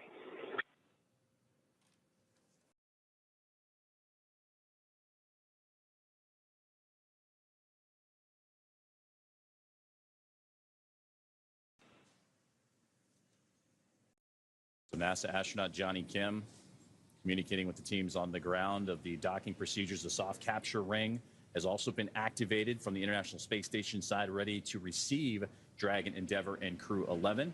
And just a moment ago, you saw some great thruster firings of the spacecraft in the blackness of space to see it illuminate for a couple of quick moments there. Yeah, that was definitely the cool part of this view. Even though it's all black in the background, it really highlights those thruster firings and again kind of shows all the different firings that need to happen to reorient the Dragon spacecraft to the checkpoints that it needs to make it to in order to dock with the International Space Station. We talked about two imaginary boundaries around the International Space Station, the approach ellipsoid and the keep out sphere. We call it the neighborhood of the International Space Station. Well, they just reached the second of those two boundaries in the keep out sphere. So Dragon, again, getting closer and closer to the International Space Station. You heard that they received the go to proceed past waypoint 1, and then they will pause. That was part of the communications to Johnny Kim. They will pause at waypoint 2, make sure everything is A-OK before autonomously giving the green light to continue on to docking. Yeah, you also heard them call out some procedures. Just a reminder that every step of this process is a very strategic and very particular process. We do have to make sure that, you know, everything goes smooth to keep the crew on Dragon as well as on the station safe. So it's very important to follow these procedures step by step. And they're calling out to each other. They're following those procedures here on the ground as well as on the International Space Station and on Dragon. So they're all looking at the same procedure together. And again, it's a testament to the teamwork that has to happen for all teams across the globe and across the United States, namely. And there you can see the teams here in Hawthorne, California, the SpaceX Mission Control. But we saw the teams in NASA's Johnson Space Center a little bit early on as well from the International Space Station perspective, keeping a close eye on everything. So right now, the view's disrupted a little bit. We've had that happen throughout the broadcast today, completely expected, as communications as the two vehicles orbiting around the Earth very fast, again, 17,500 miles an hour. They have to transfer those communications lines between satellites in order to obtain the great footage that we've been seeing so far throughout the broadcast. Dragon on the big loop. Visors are secure. SpaceX copies on the big loop. Visors secure. And another step to crew arrival to the International Space Station is they are in their suits. We've heard them do the pressure checks. Now they're putting their visors down. Again, that's just to give another level of safety and security for the crew on board Dragon Endeavour as they start making their way closer and closer from waypoint 1 to waypoint 2. Yeah, exactly. Now, we did, again, get that go to pass through waypoint 1 and begin to approach to waypoint 2. So initial contact between Dragon and the International Space Station is expected at about 11:26 p.m. Pacific Time or 2:26 a.m. Eastern Time. Now, before reaching waypoint 1, mission operators conducted a go-no-go poll to allow Dragon to begin its approach to waypoint 2, which is located inside of the keep-out sphere about 20 meters from the space station. And as mentioned previously, all these visiting vehicles take this phased approach to the International Space Station and stopping at these predetermined gates, all these waypoints that we've been mentioning. And that's for teams to run quick checks on vehicle performance before approaching the International Space Station. When it comes to bringing two spacecraft together, slow and steady wins the race, as docking operations require a great deal of precision to make sure we're keeping the spacecraft and the crew safe. At the 20-meter distance from station's docking adapter, Dragon SpaceX on the big loop, soft capture ring extension complete. Everything happens. Ring extended. We see the same. just some comms as the soft capture ring is preparing for Dragon to approach and dock with the International Space Station. Now, at the 20-meter distance from station's docking adapter, Dragon's approach will slow, and it will begin to align itself with the adapter to come in for the final approach. And you can see that there on your graphic. We've already passed through Waypoint 1 and Waypoint 2. We're now making the crew is making their way to Waypoint 2, about 20 meters away. And then where you see contact, that is where the IDA, or the International Docking Adapter, is, and that's where Dragon will mate with the International Space Station. And you saw that rate of closure continuing to get slower and slower. We mentioned a glacial rate almost, because you don't want anything to happen too quickly for Dragon and the International Space Station to come together. You heard the soft capture ring, and that contact with the capture ring will then retract to bring Dragon in for the hard capture sequence. And as further precaution, Dragon's soft capture system includes a set of rotary spring dampeners to lessen the force of the contact between the spacecraft and the International Space Station. You will pause a few moments to let that relative motion dampen out a little bit before continuing for the hooks to drive, form that hard mate from a soft capture to a hard mate. And there we can begin the hatch opening procedures, the leak checks, and so forth. So a lot has to happen as you start making your way closer and closer to the space station. We'll hear a lot more comms in the process as well, but to have that step-by-step procedure and be what they say, you know, is slow is smooth, smooth is fast, and that's what they're executing right now in these final few more moments before that soft capture and docking. Yeah, Joseph, you've mentioning that slow and steady. Again, both vehicles are moving at 17,500 miles per hour, which is really fast. So even the slightest movement, even the slightest approach, is actually the spacecraft moving very quickly with each other. So relative to each other, it seems very slow, but that is one of the biggest reasons why the Dragon spacecraft needs to approach very slowly, is because they're both moving really, really fast at the same time. And we just received word that we are go for docking from the International Space Station. On the big loop, ground is go for approach 2 and has commanded approach allowed. As a reminder, once Dragon is inside the crew hands-off point, retreat and breakout are not permitted.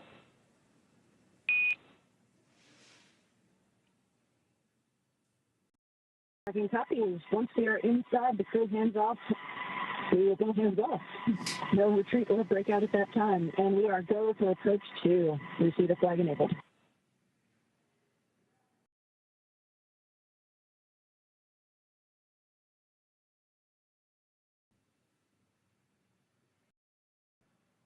Communications between the team, as you see that rate closure continuing on now. It's less than 68 meters away are all that separate Dragon, Endeavour, and Crew 11 from the International Space Station. A little more than a meter per second, and the great view there of Dragon from the International Space Station, that strobe light illuminating station to help out with the process. But you see those red and green lights as well, those navigation lights, similar to what you see on cruise ships or aircraft. Those red lights indicate the port, the left side of the spacecraft, while the green indicates the starboard or the right side. And these lights help with the orientation and safe navigation, particularly during moments like this, docking and undocking with the International Space Station. So great to see, but again, it's getting closer to the orbiting laboratory, now less than 56 meters away. And Waypoint 2, the next milestone we're awaiting, and that'll be the 20-meter mark. And we've heard communications from the teams here on the ground to the crew that they expect to have that Waypoint 2 mark to be a hold. They'll analyze, make sure everything is where it needs to be in terms of the alignment and trajectory before proceeding to docking. But we also heard that the ground is go and the International Space Station is go for those procedures, and we'll continue to follow along as the crew makes that methodical approach to the orbiting laboratory. Yeah, and we are expecting docking to occur at about 11:26 p.m. Pacific time, which is about 6 minutes from now. Again, it's going to be a slow approach. The Dragon spacecraft is an autonomous vehicle, so again, all of this alignment, we are using the guidance navigation system to basically detect where that IDA is, line itself up, orientation, and then begin approach to docking, which I think is very cool. It's basically, you know, flying itself. The crew doesn't need to do anything. They just need to monitor and wait till they dock with the station. As we get closer to that 20-meter mark, that waypoint 2, which is at 20 meters, so you're at less than 15 meters away from reaching that milestone. You heard the communications with the crew hands-off point, the chop that happens right in those final few moments, right before the soft capture and initial contact between the International Space Station and the Dragon Endeavour spacecraft. So everything's starting to line itself up, and there you can see great thruster firings, and we'll get those views back to you here shortly. But again, that's that fine-tuning that has to occur as it lines itself up for Waypoint 2, and then those final few moments and final few bits of distance from them and the International Space Station. Yeah, that's another thing to clarify. You mentioned CHOP. So the vehicle is flying autonomously, but the commander or pilot could take over the spacecraft manually at any moment if they needed to.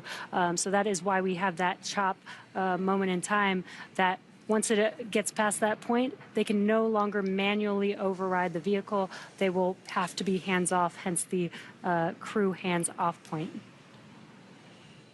And Dragon has slowed down that rate of closure, now at 0.4 meters per second. That is less than a mile an hour.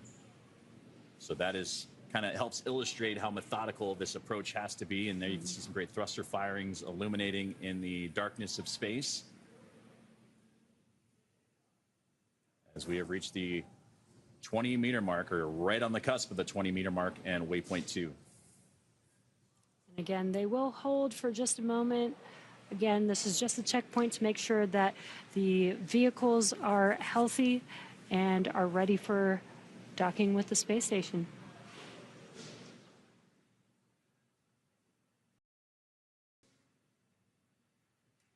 And there you can see the range has stopped, meaning that the vehicle is holding its position.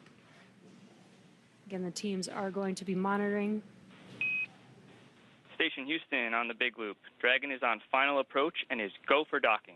Monitor per steps 5 and 6 in 1.102. Dragon approach and retreat monitor. Station docking monitoring per steps 5 and 6. Exciting call out there. We are go for docking, and you can already see the range, already the Dragon spacecraft approaching the International Space Station.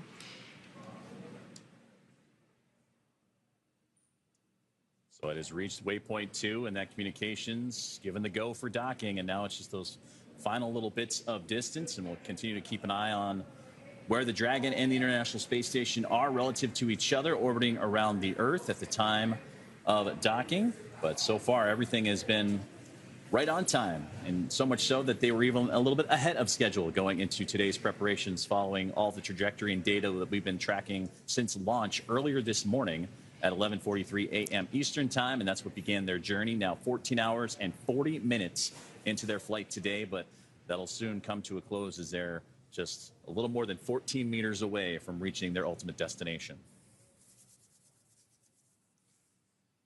Yeah, very exciting. And again, just a reminder, in the bottom right-hand corner, you could see a graphic showing the Dragon spacecraft thrusters on board.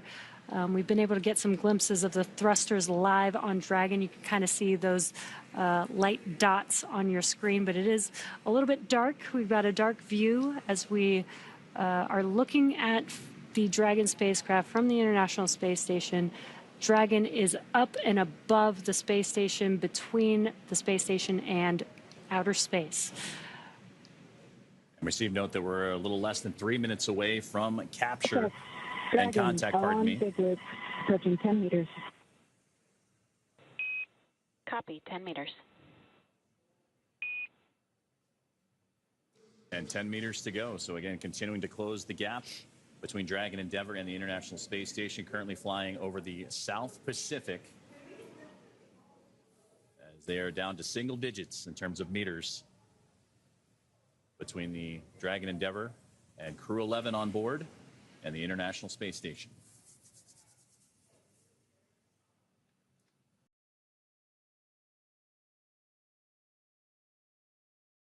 You should hear that call out for CHOP just about 30 seconds before the Dragon spacecraft is expected to soft capture with the International Space Station.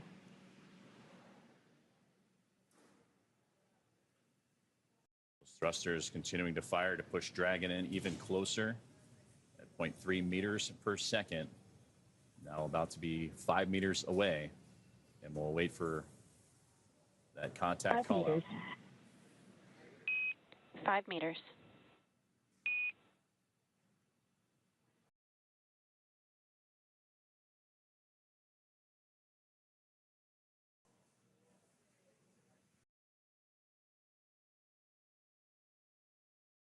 Now 4 meters away. Continuing to hear him, we'll hear that chop call out, and we'll wait for the call of the contact.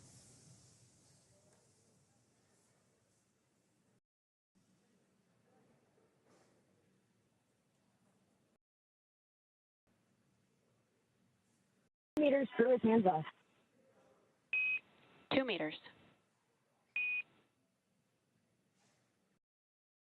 There was that call out for chop.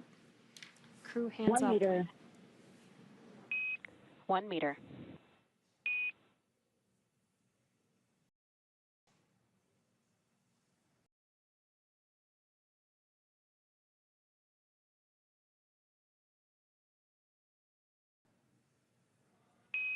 Dragon contact and soft capture complete.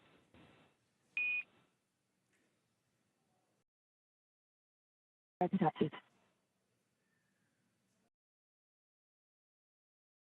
there's the call.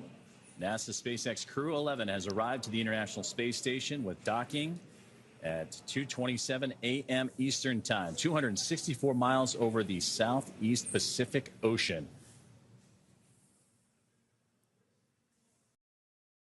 You can also see in the bottom right-hand corner the graphic furthest to the right showing the docking adapter. Previously said ring retraction in progress. Copies. That graphic previously said soft capture. Now it says hard capture, so it's following along with all the action with the docking adapter. And we did hear that call out. We heard the capturing. We are going to also have a sequence of 12 hooks, 6 at a time, that are going to lock in to that docking adapter. And then the umbilicals will then attach after that. So we should hear those call outs here shortly as well. And if you're just joining us, NASA SpaceX Crew 11 has reached contact with the International Space Station, docking at 2:27 a.m. Eastern Time. They were 264 miles over the Southeast Pacific Ocean. And you heard the soft capture retract, now looking to form that hard mate, as you mentioned, Jesse, all part of those docking procedures. And once the hooks drive, then you can start making your way into the pressurization and hatch opening procedures and being able to follow along. But again, it'll be some time before they do all the leak checks and system checks needed to begin that procedure. But again, great to see that NASA SpaceX Crew 11 has come home to the International Space Station. It's home for the next few months.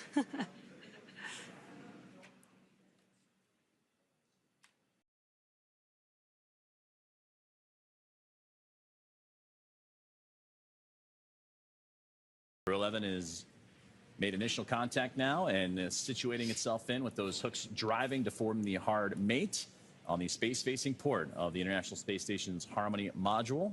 And that soft capture system has retracted to bring the spacecraft even closer to form that hard capture. And you mentioned, Jesse, earlier that those 12 hooks, the 2 sets of 6, to firmly hold Dragon in place. That process will take about 15 minutes or so. So again, it just recently docked to the International Space Station about 2 minutes ago. So it'll take some time, and we also want to have that relative motion dampen out a little bit, because again, Dragon coming in very slowly, but still want that relative motion to dampen out. So the docking procedures well underway, and it'll take about 15 minutes or so. And after all of the docking events are successful, flight controllers will configure the Dragon spacecraft for docked operations and connect the power and data to the spacecraft. The Crew 11 crew will be able to get out of their spacesuits and set them up to dry and begin operations to get the hatches open and join the Expedition 73 crew on board the International Space Station. That includes pressurizing the vestibule and a round of leak checks, and we expect, again, to take it about 2 hours or so before the hatches open.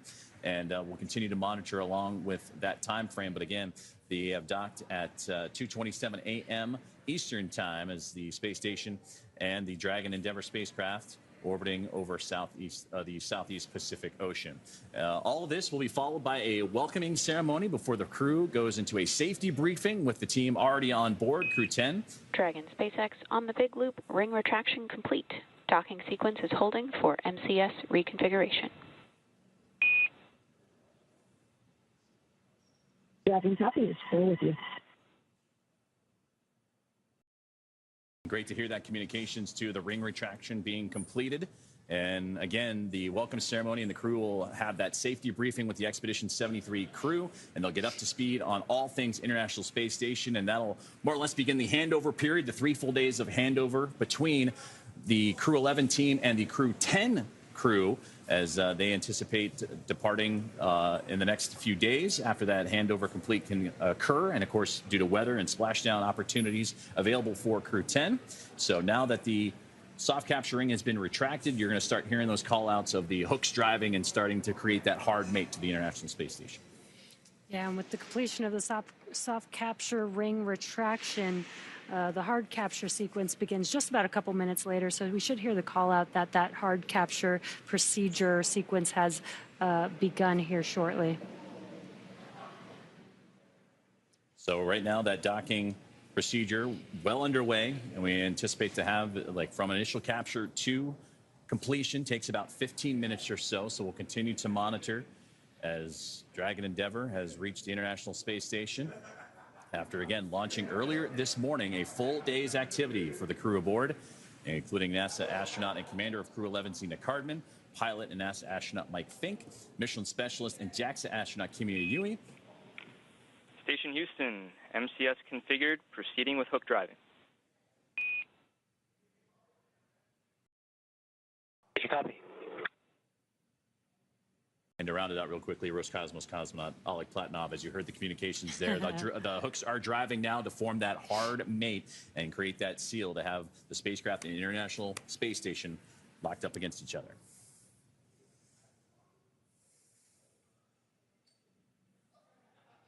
So we still have a few more moments to go before the docking can be completed. But it's not just the hooks as well. You need the umbilicals to be connected as well, Jesse. That's where the power, the communications comes from, to shift from using the solar panels on Dragon to provide that power for the spacecraft to then using the power provided by the International Space Station.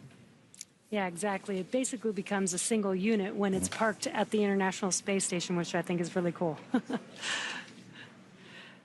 And again, the hard capture sequence has begun. Again, that's going to be 12 hooks driving in 6 at a time. We should hear a call out for the first 6 hooks completing and then the second 6 hooks completing.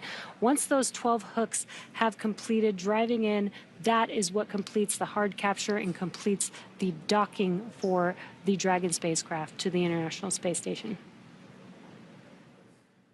And we're continuing to monitor along. Those first set of hooks are driving as we speak.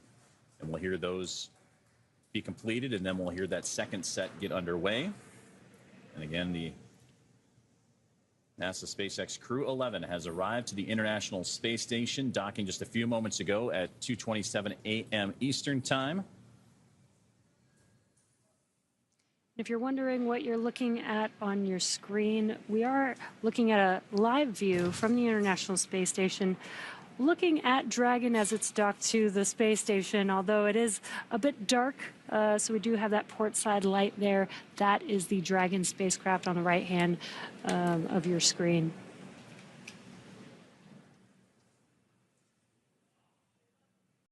Both Dragon and the International Space Station in that orbital nighttime. They just flew over the most southern regions of South America as they were making their way across the Pacific Ocean. Southeast Pacific is where they met together for that initial contact, and then they'll start making their way 51 degrees and change up the other direction as we continue to wait that second set of hooks to drive. And we're about 6 minutes away from the next orbital sunrise, which should provide some wonderful views of both the Dragon spacecraft and the International Space Station, illuminating the two coming together.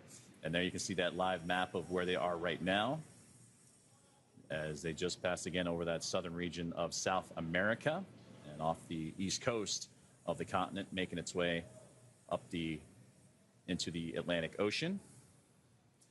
So the first set of hooks have completed, and now the second set is getting underway and driving as we speak. If you look in your bottom right-hand corner, that graphic of the docking adapter, you could see the status. You can actually see that it's looks like it's loading, essentially in progress. That hard capture is in progress. Once that hard capture is complete, you'll see that graphic show that it's complete, which is pretty cool. Since we're not getting comms all the way through while everything's happening, this graphic helps provide a live view and status of what's going on. So the first set of 6 have complete. Now we're awaiting the second set of 6 hooks to lock on and pull the Dragon Endeavour spacecraft even closer to the International Space Station, form the hard mate. And from there, the umbilicals, the power, the communications, everything will be transferred and connected over from Dragon running independently to being a part, as Jesse mentioned, as one unit and feeding off the power and communication system of the International Space Station.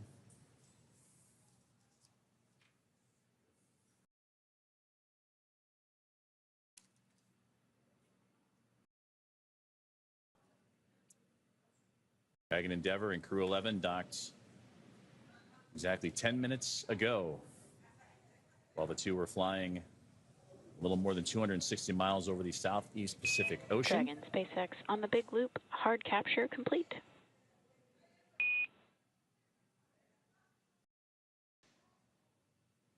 Tracking copies on the big loop, hard capture complete. All right, great news. Hard capture is now complete. Now that Dragon has completed the docking sequence, the spacecraft must undergo a handful of checks before we will be able to open the hatch. The crew on board Dragon will now get a chance to get out of their suits before moving into hatch operations, which I'm sure they're pretty excited about. And that's right, and things are going to start picking up now inside the International Space Station as well, as NASA astronaut Nicole Ayers is going to begin the procedure of getting the station side welcome to the ready. International Space Station. Your arrival is another milestone to what international commercial collaboration can accomplish. Zena, Mike, Kimiya, and Oleg, we have cold drinks, hot food, and hugs waiting. See you soon.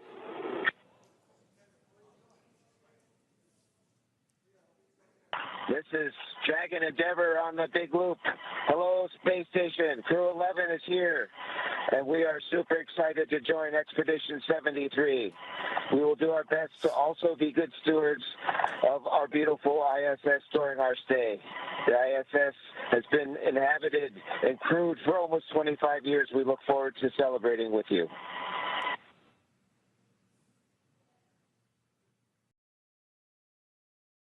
That was wonderful to hear. Space crew can't wait. And that was wonderful to hear the communications from the International Space Station to the crew aboard Dragon Endeavour, welcoming them formally to the International Space Station. And you heard Colonel Mike Fincke talking, the pilot of Crew 11.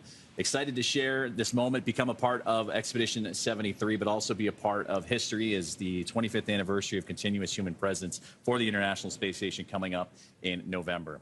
Well, now the hatch opening and pressurization, the safety checks, everything getting underway, and that's where NASA's Nicole Ayers will kick things off and get the hatch on the station side ready to be opened and start pressurizing that area known as the vestibule, and that's between Dragon and the space station hatches. They've been at vacuum of space. They have to bring that up to a little more than 14 psi, which is about sea level for those here on Earth. And with Dragon docked, that's going to do it for us here in Hawthorne, but our coverage for Crew 11 will not stop. That's right. In a minute, we're going to toss it over back to Sandra in Mission Control Houston, take us through the vestibule depressurization and hatch opening, when we'll see NASA astronauts Zena Cardman and Mike Fincke, along with JAXA astronaut Kimiya Yui and Roscosmos Oleg Platonov. Dragon SpaceX on the big loop, docking sequence complete. Ground will be enabling hardline power and comm connection shortly. You are go to doff suits per procedure 4.012 and begin post-docking cabin configuration per 4.400 in parallel. Dragon copies all. We are activating 4.012 and 4.400. Great news. They're proceeding with moving forward with getting the crew on the International Space Station. Now, as I was mentioning, the Crew 11 crew with Roscosmos, cosmonaut Oleg Platonov, all 4 of the crew will be floating into the International Space Station shortly, which is very exciting. But just a little recap of how they got here.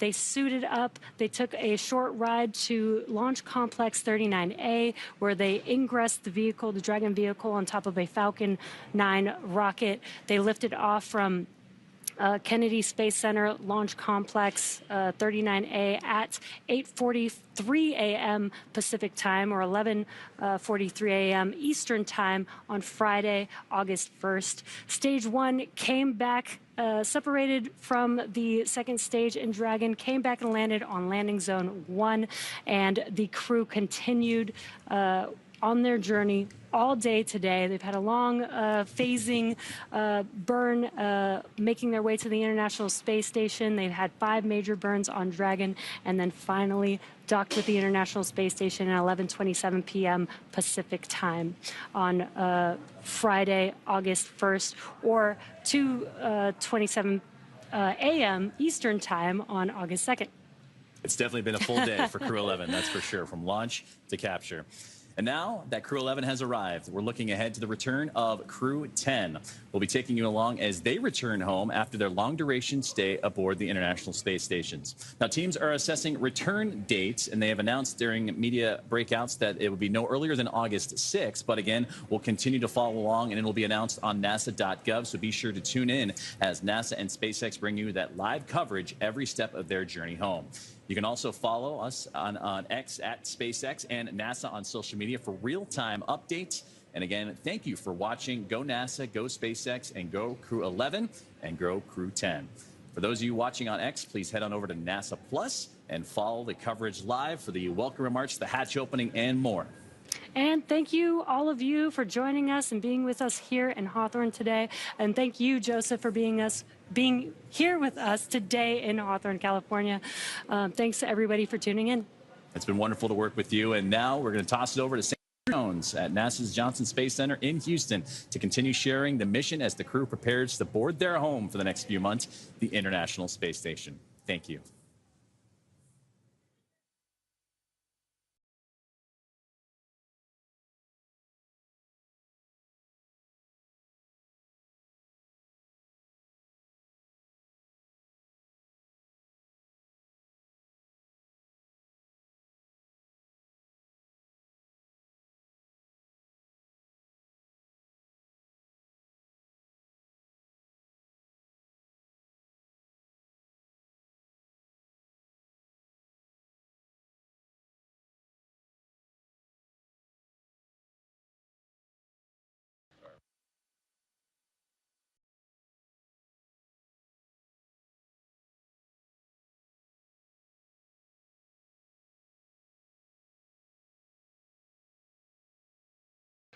Good morning again from the Johnson Space Center in Houston, Texas. We just wrapped up our joint coverage with SpaceX of Crew 11's arrival to the International Space Station.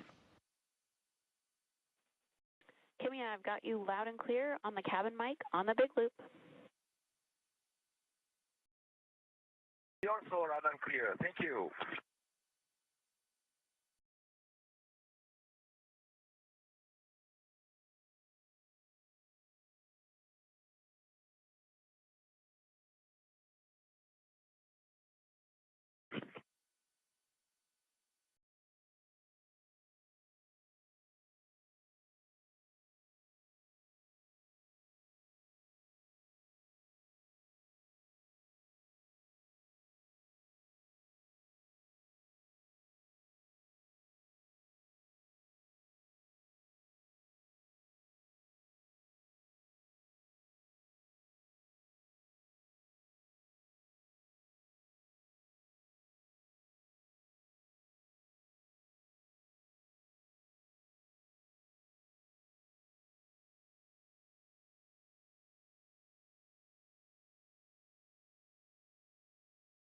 You're looking at a live view of a spacecraft that docked to the International Space Station at 1:27 a.m. Central Time this morning.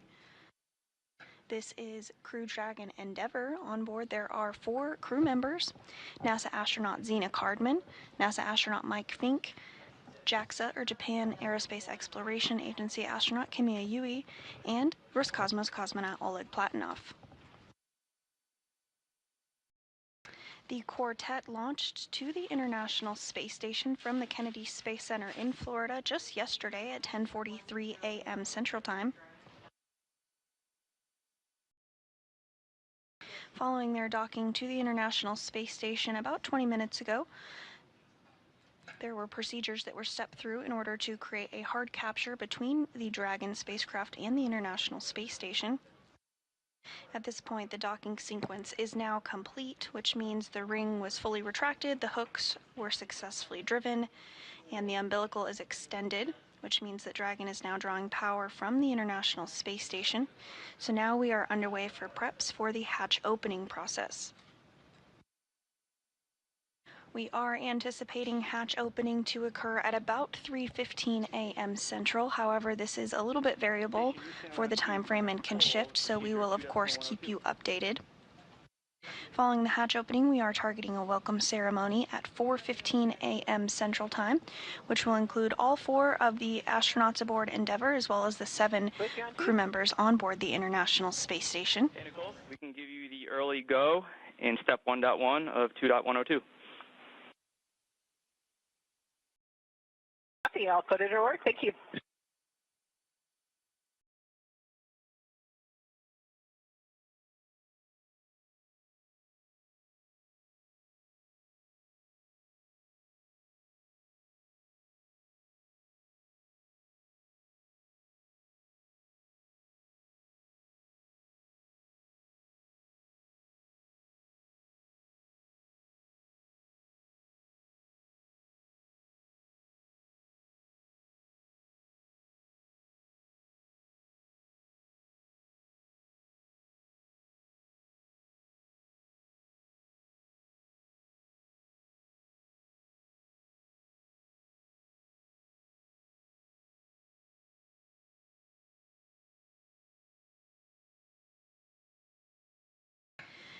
Now that Endeavour is docked, NASA astronaut Nicole Ayers is working to secure some hardware that will move into the hatch operation procedures.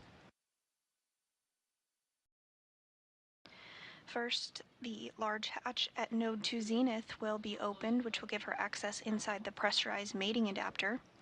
And then we'll have to pressurize the vestibule, which is the small space between the hatches on Dragon and the International Space Station. Because this area was exposed to vacuum prior to docking, we need to fill it with air and make sure its pressure is nearly equal with the atmospheric pressure on Dragon and the space station.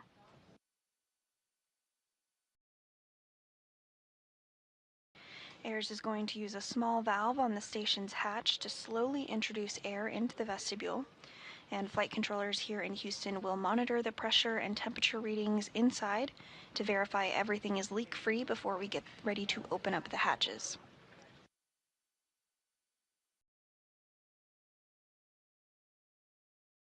So again, we are targeting that hatch opening this morning around 3:15 a.m. Central Time. And about an hour after hatch opening, we are expecting a welcome ceremony to occur at 4:15 a.m. Central.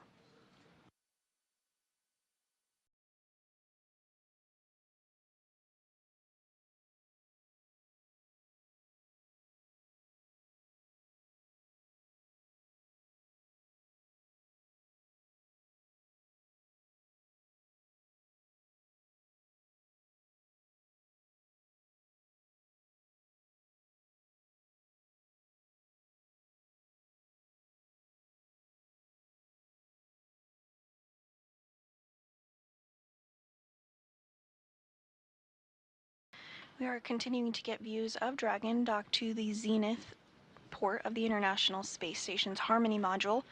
The Zenith port is the space-facing port.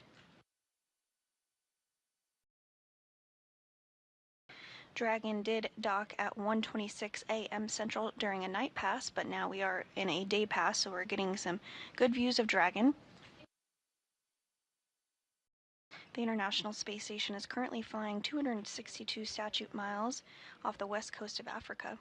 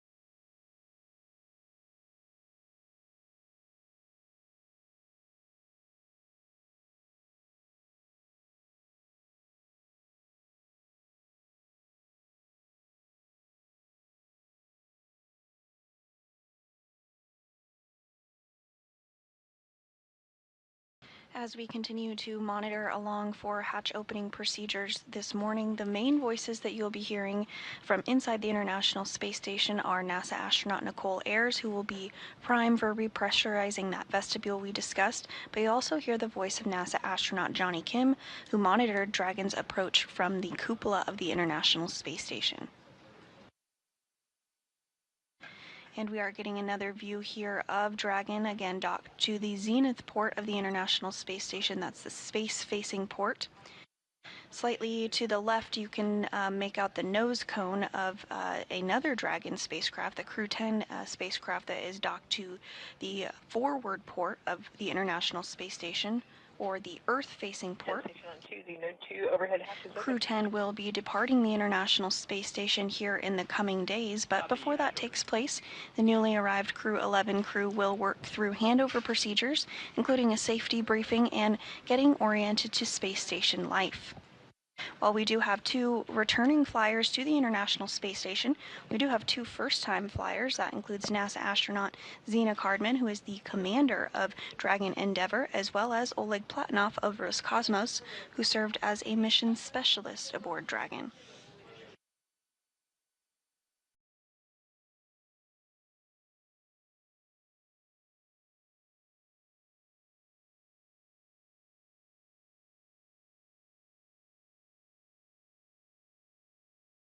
Once Crew 10 undocks from the International Space Station, they will splash down off the coast of California. This will actually be the very first time that a crew, as part of NASA's Commercial Crew Program, does splash down off the coast of California. The Axiom Mission 4, one of the private astronaut missions for the agency, did recently splash down off the coast of California, but this will be the first for the CCP program.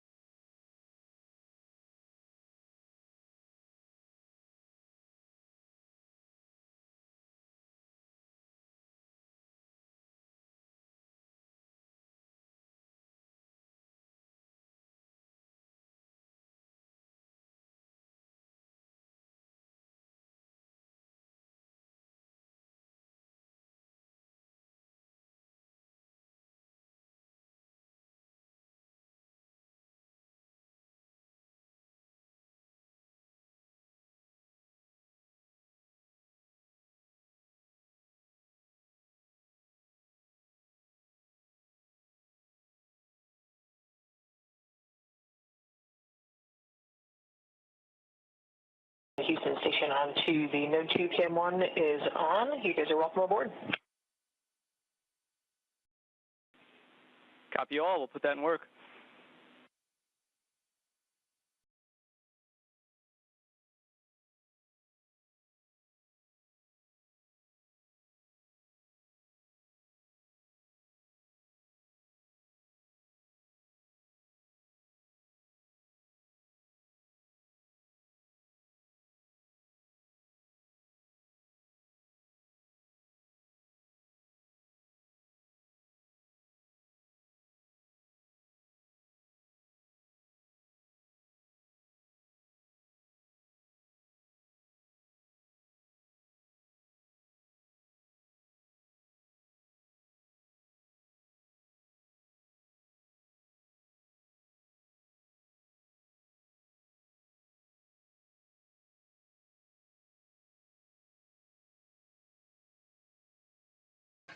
Again, this is a view of the recently arrived Dragon Endeavour, which docked to the International Space Station at 1:26 a.m. Central Time this morning. Inside the International Space Station, NASA astronaut Nicole Ayers is working through procedures to pressurize the vestibule, which is the small space between the hatches on Dragon and the International Space Station. Because this area was exposed to vacuum prior to docking, they need to have it filled with air to make sure its pressure is nearly equal with the atmospheric pressures on Dragon and the space station before hatches are opened. Again, the timing for hatch opening this morning is targeted at 3:15 a.m. Central.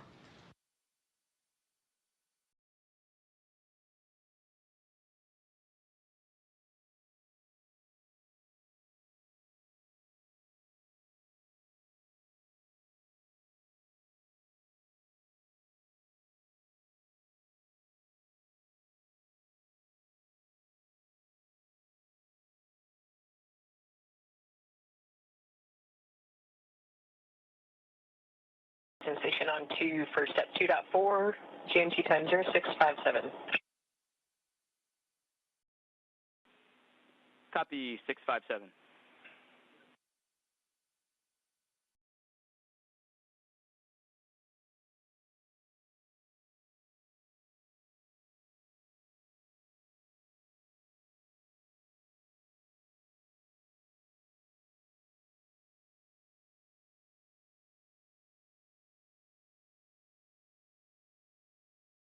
And we are getting a view from inside the International Space Station now as the crew, namely NASA astronaut Nicole Ayers, works to step through those procedures to pressurize the vestibule.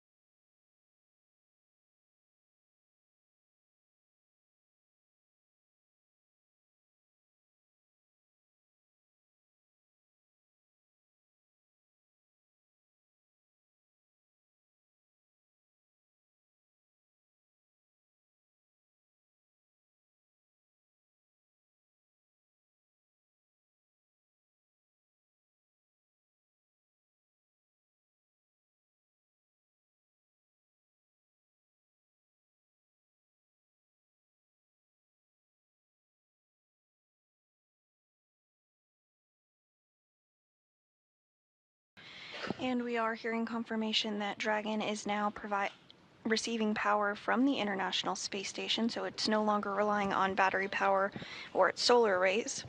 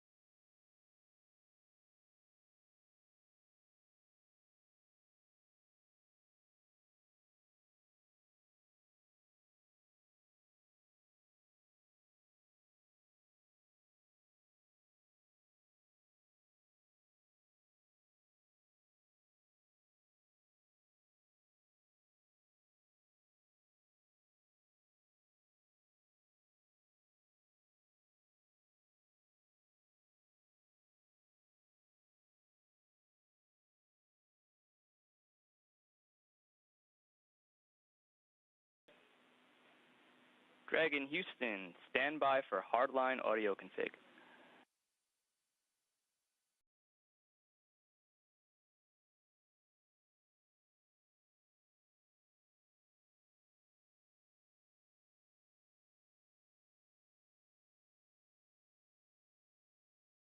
Dragon, copy. Standing by. And a view back inside the International Space Station. Again, NASA astronaut Nicole Ayers is going to be prime for the responsibility of the hatch opening procedures today. You can see that zenith hatch there on your screen.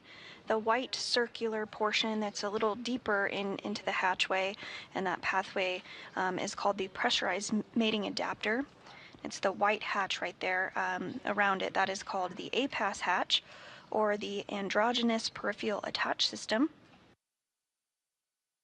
The international docking adapter, which is on the other side of the hatch, just right behind there, has been exposed to vacuum and the harsh conditions of space, including that intense sunlight and sunsets plus 200 degrees Fahrenheit plus or minus in the sun and shade respectively. So because of this introduces some significant thermal constraints and thermal conditions, as you might expect in that vestibule.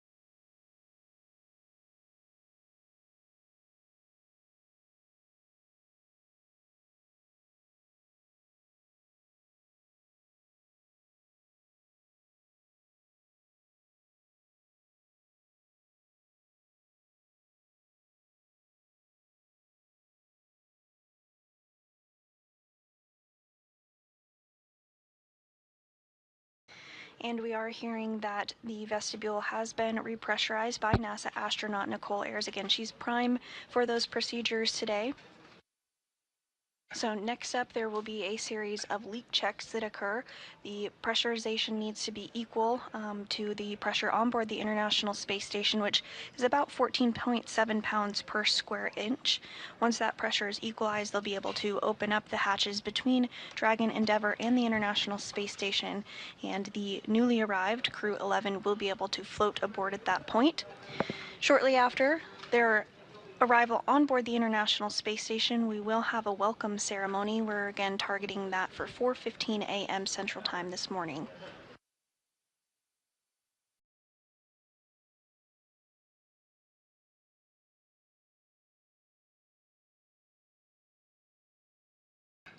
And we are in a brief handover period between our satellites. This is expected, and we will regain communication and views again here shortly, but you're looking at a live view inside Mission Control Houston, inside the International Space Station Flight Control Room, which is being led by Ronak Dave, the flight director there in the center of your screen standing up. He led the team during this morning's docking.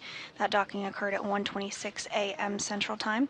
And sitting directly to his right is the Capcom, or capsule communicator, who is prime for communicating with the crew on board the International Space Station as they step through the procedures this morning for the docking and hatch opening.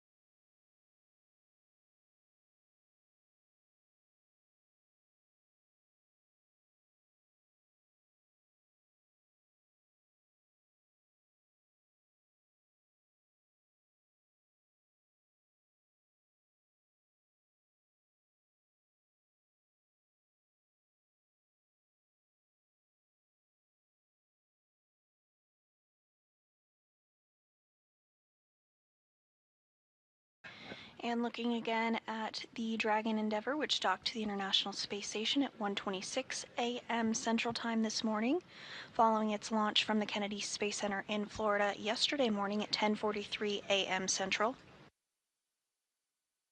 Inside, again, that docking occurred at 1:27 a.m. Central Time this morning. Inside Dragon Endeavour are NASA astronauts Zena Cardman and Mike Fincke, as well as JAXA, or Japan Aerospace Exploration Agency astronaut Kimiya Yui, as well as Roscosmos cosmonaut Oleg Platonov.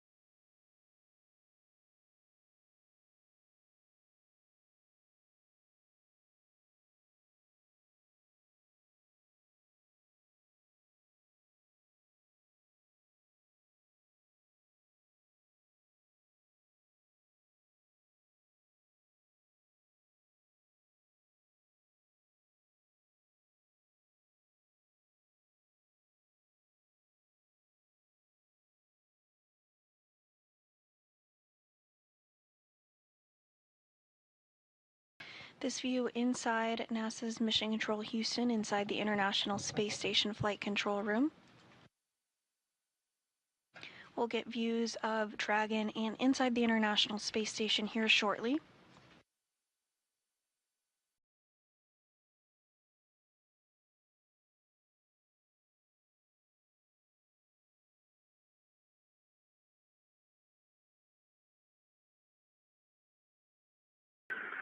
SpaceX Dragon suits drying. And we are getting views once again of Endeavour docked to the zenith port of the International Space Station.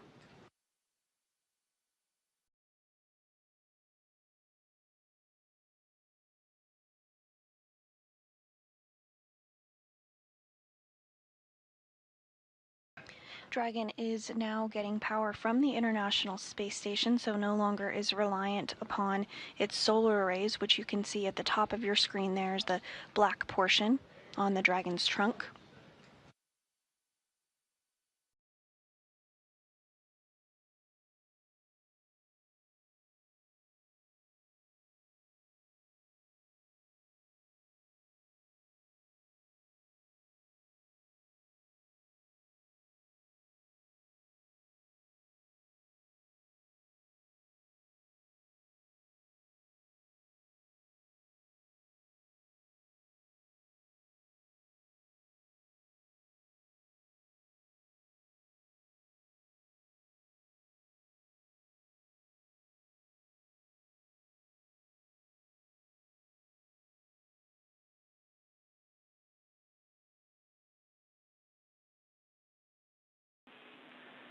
Dragon Houston on the big loop. Comm check.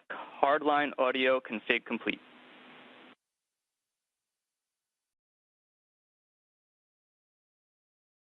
Houston Dragon on the big loop, loud and clear. And we have you loud and clear as well.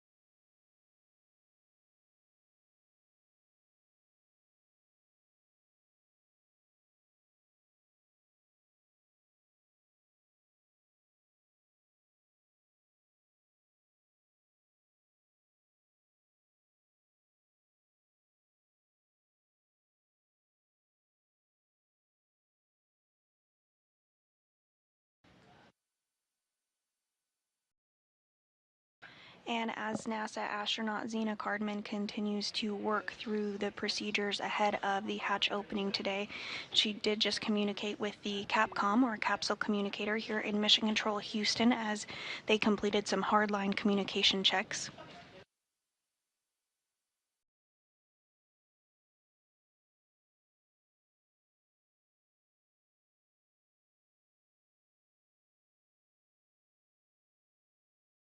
All of this ahead of a targeted hatch opening at 3:15 a.m. Central Time this morning, so just about an hour out from that milestone.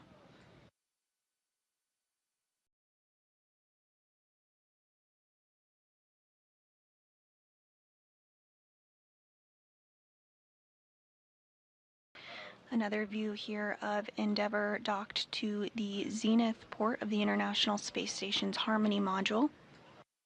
Can really see a good view of those black solar arrays there at the top of your screen, which helped provide power for Endeavour on its ride uphill following launch from the Kennedy Space Center at 10:43 a.m. Central Time just yesterday.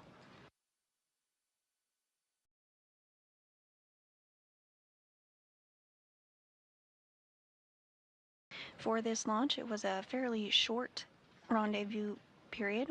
Dragon docked at 1:27 a.m. Central Time this morning, so just about a 16-hour time period from launch to docking.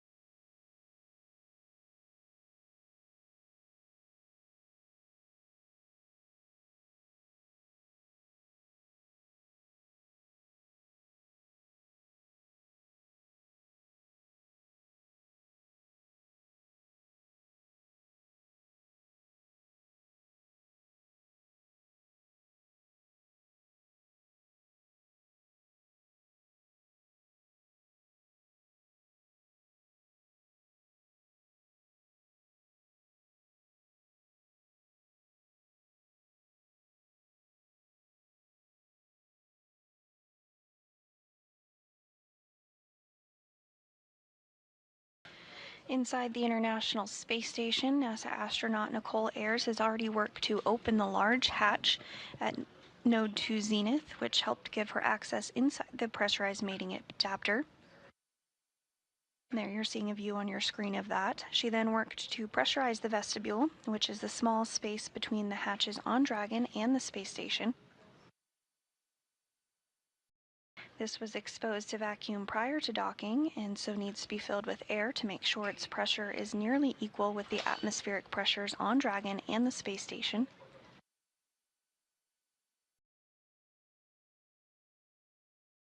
So Ayers used a small valve on the station's hatch to slowly introduce air into the vestibule, and flight controllers here in Houston are now monitoring the pressure and temperature readings and completing a leak check to verify that everything is leak-free before we get ready to open up the hatches.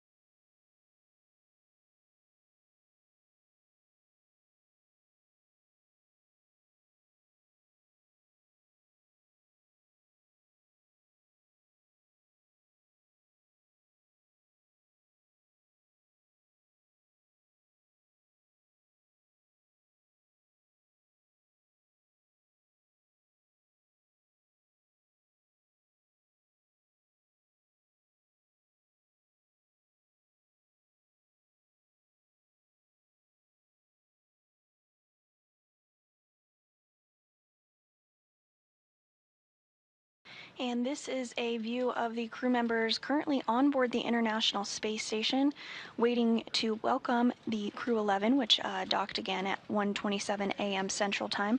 Starting on the lower left of your screen is NASA astronaut Nicole Ayers, then Roscosmos cosmonaut Kirill Peskov, NASA astronaut Johnny Kim, Roscosmos cosmonaut Sergei Ryzhikov, and Alexei Zubritsky, as well as JAXA, or Japan Aerospace Exploration Agency, astronaut Takuya Onishi, and finally NASA astronaut Anne McClain. At around 4:15 a.m. Central Time this morning, we will have a welcome ceremony, which includes not only our recently docked crew members of Crew 11, but also the Expedition 73 crew. So there will be 11 crew members living and working aboard the International Space Station for a few days, while Crew 11 completes a handover period with Crew 10 before they depart and splash down off the coast of California.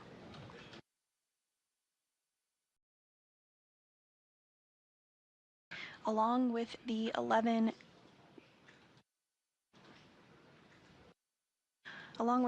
individuals in space we just discussed, there are 3 more that are living and working aboard the Chinese space station. So there currently are 14 people in space as we speak.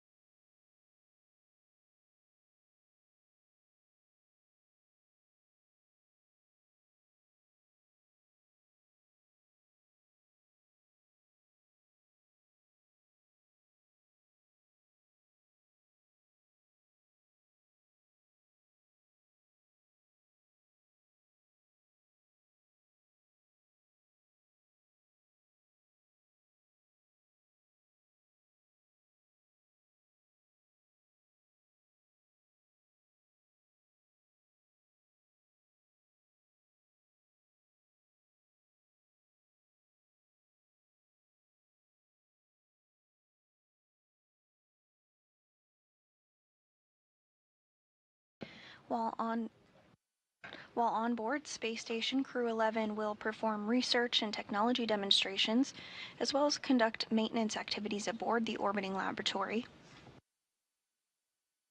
Crew 11 will also contribute to NASA's Artemis campaign by simulating moon landing scenarios that astronauts may encounter near the lunar South Pole. This could help show how the space station will prepare crews for deep space human exploration.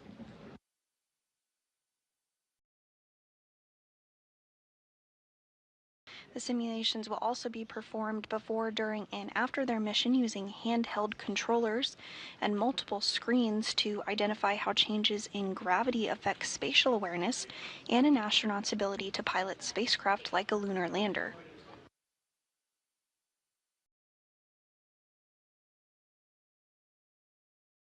Again, this view of the SpaceX Dragon spacecraft named Endeavour, which previously flew NASA's SpaceX Demo 2, Crew 2, Crew 6, and Crew 8, as well as a private astronaut mission entitled Axiom Mission 1, which was the first private astronaut mission to the International Space Station.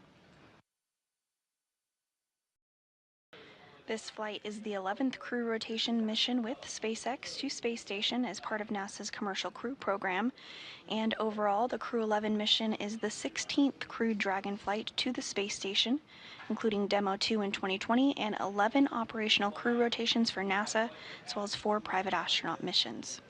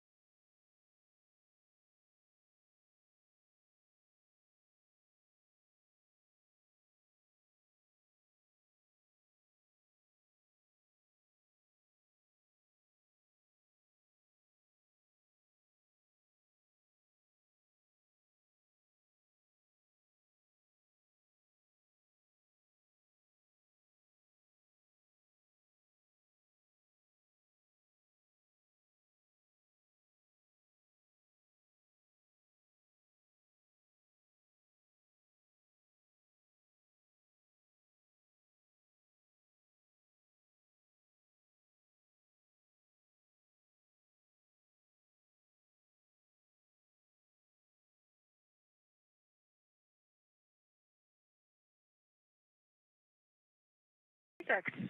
Dragon for suit fan. Dragon, we're with you on the big loop.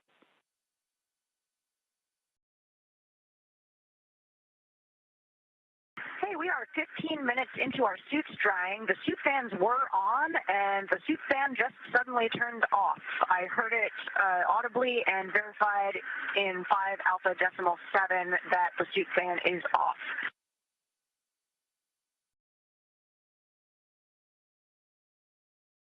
Okay, we copy. You just heard the suit fans turn off. We're going to take a closer look on the ground and get back to you.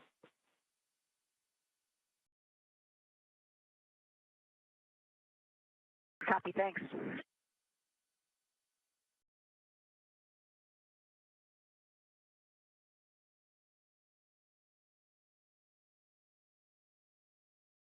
And that was NASA astronaut Nicole Ayers as they work through procedures inside of Endeavour, which includes removing their spacesuits following docking, sounding like the fan that is utilized to help dry those spacesuits did turn off, so the crew on the ground going to take a look at that. These spacesuits are worn during some of the more dynamic phases of flight, such as during launch and entry into orbit, as well as during the docking and undocking time period, as well as, of course, splashdown.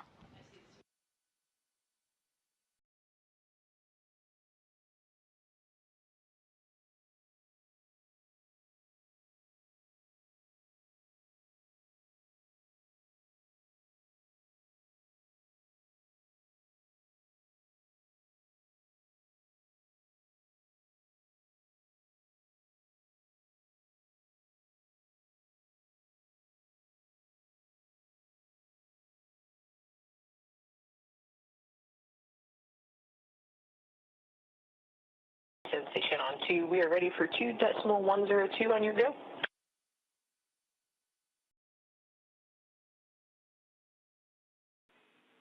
Hey, Nicole, you read our minds. Good leak check. You're a go per step 3.1. Awesome. Go in step 3.1. Thanks.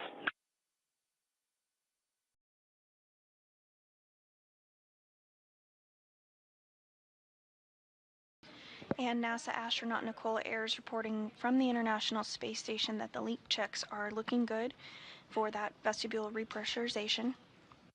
Again, that has to be done before the hatch can be opened, and there we are seeing a view of her on our screen as she works to open up that APAS hatch.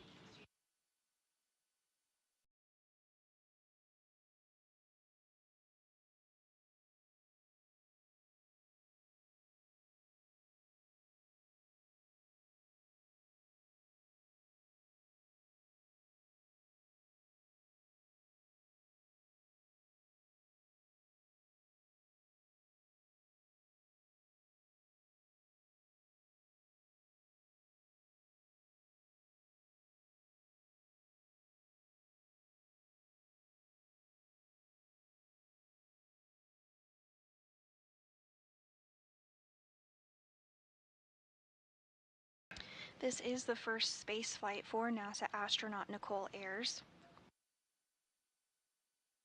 She launched on Crew 10 on March 14th.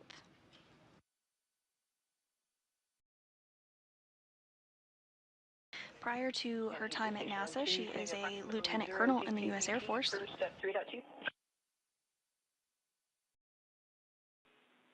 And we concur. 0 DPDT.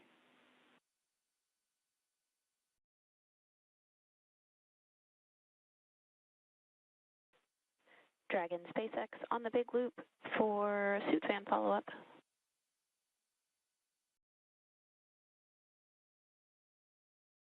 Ready to copy. We took a closer look on the ground, and we do see that the suit fans are still running and have nominal telemetry. We did see that the waist fan turned off around the time of your call. Could that have been what you heard?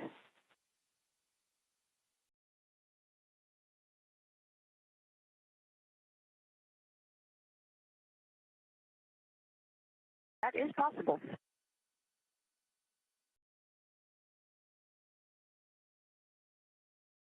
So we're tracking about 19 minutes into the suit drying period now.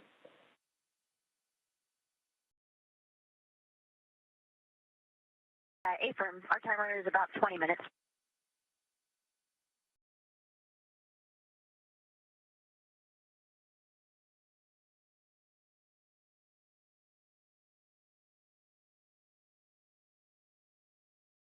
And this view of NASA astronaut Nicole Ayers as she works to open up the APAS hatch following the vestibule repressurization and leak checks, everything looking good.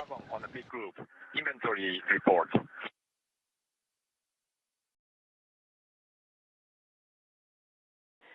Kimiya, I'm with you on the big loop for the inventory report. Ready to copy. Okay, first, water. 203, 1 remaining. 204, 4 remaining. I copied 203, 1 remaining, 204, 4 remaining. That's a good copy, and that's including the flashing this room. And next for the food, 302, 2 remaining. 304, 3 remaining.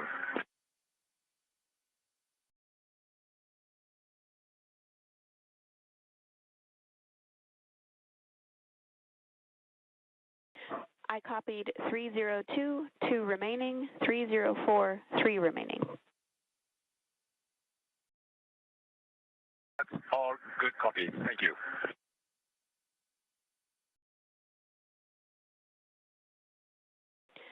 And Kimiya, can you report number of waste system uses? We're going to report this for the private medical conferences. Sorry. Copy that. No change from PMC. That is true.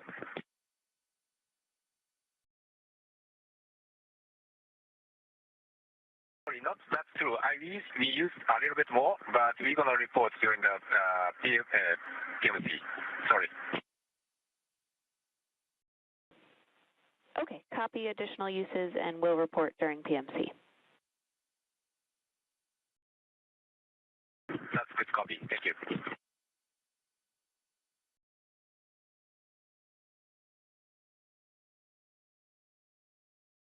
And those words from JAXA astronaut Kimiya Yui reporting some of the supplies the crew used on the flight uphill.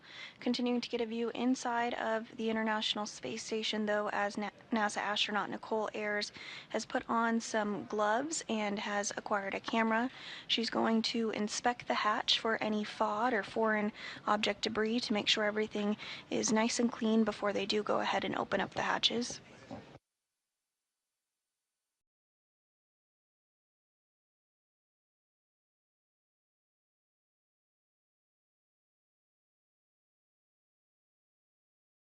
This is a very choreographed set of procedures. Dragon SpaceX on the big loop for a follow-up question on water bottle inventory.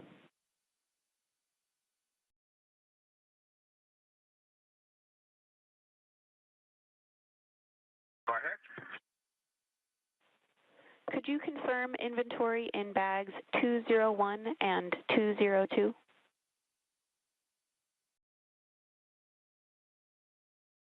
So we're going to confirm 202, 201 and 202, but we didn't use that. So I'm going to confirm that. Okay, we copy no consumption from 201 or 202, and 203 and 204 were as reported. That is correct.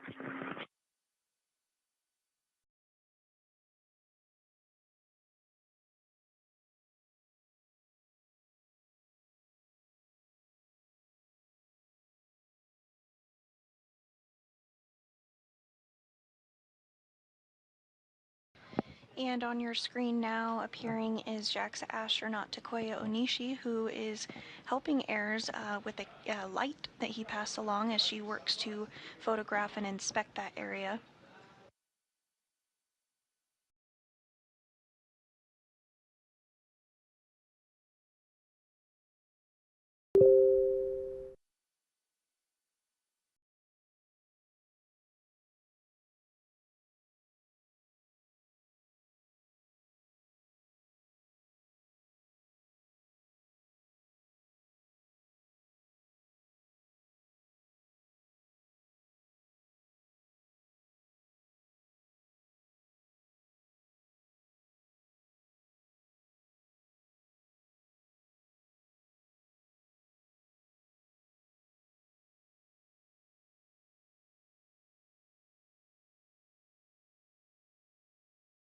And we do see that hatch open now. Again, AIRS is going to continue to inspect the area, take some photographs, and we'll send this down to the ground for further analysis ahead of the completion of hatch opening.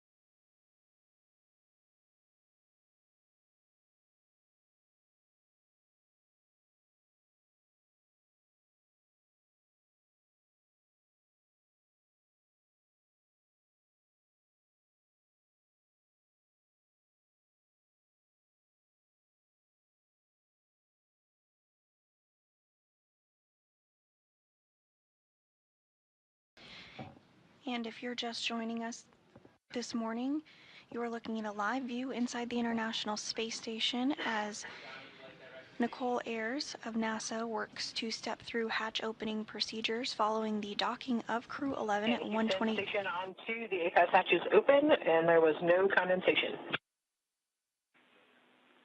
Copy, hatch open, good report.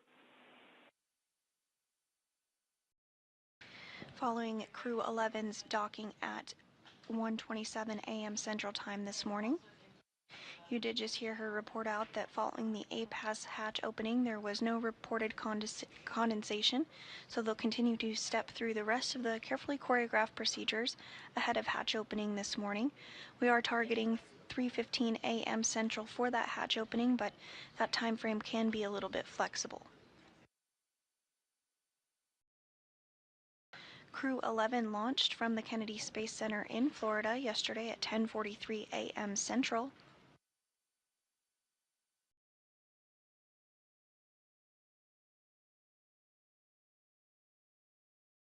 Once the hatches are open and Crew 11 floats on board the International Space Station, we'll have a welcome ceremony this morning at 4:15 a.m. Central Time.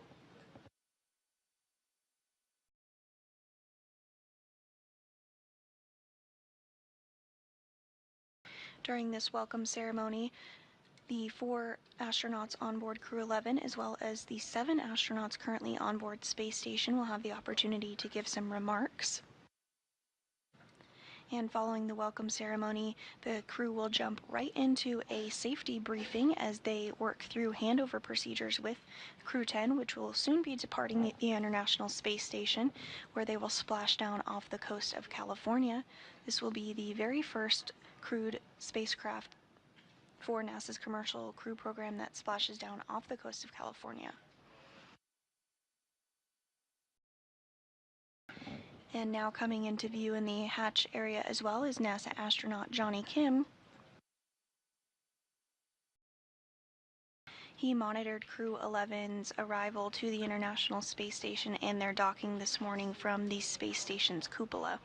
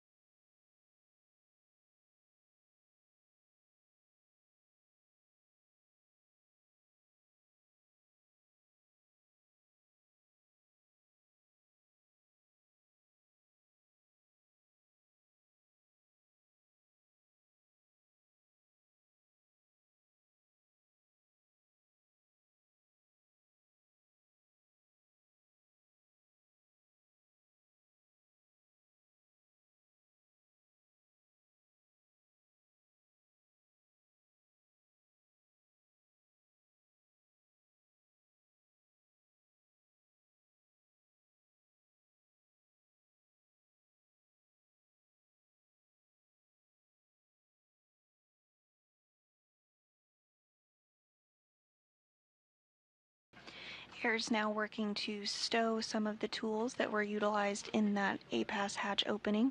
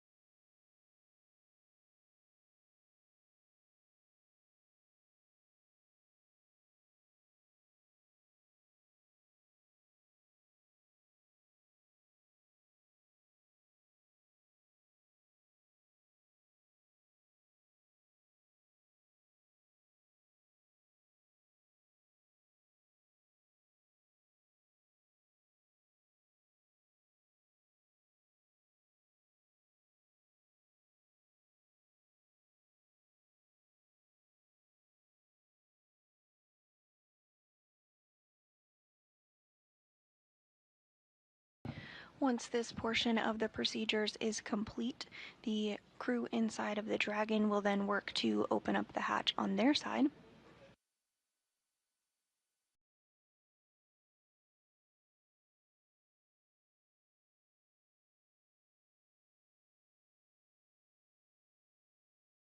Following this, the IMV ducting that you saw, some of that orange and white hose-looking hardware will work to be further installed as well.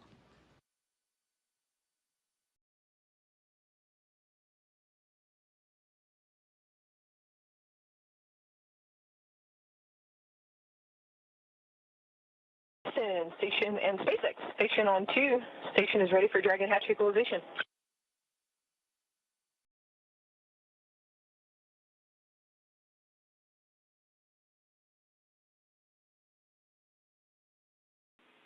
SpaceX copies on the big loop. And Houston copies on the big loop.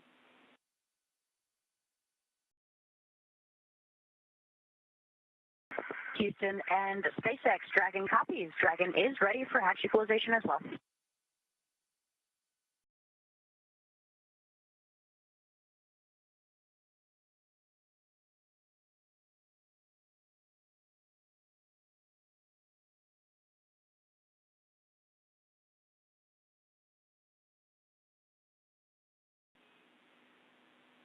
Station and Dragon, stand by for equalization. Expected to take 1 to 2 minutes.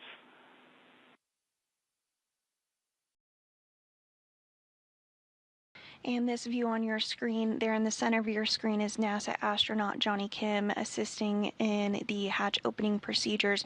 Straight in front of him is that hatch that the crew has been working in that we've had a more close-up view of.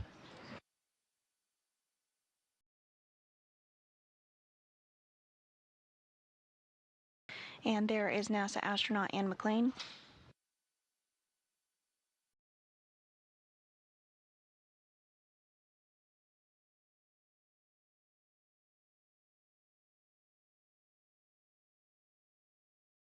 And back in closer of the hatch there, you can see Nicole Ayers as well as Johnny Kim continuing to step through those procedures.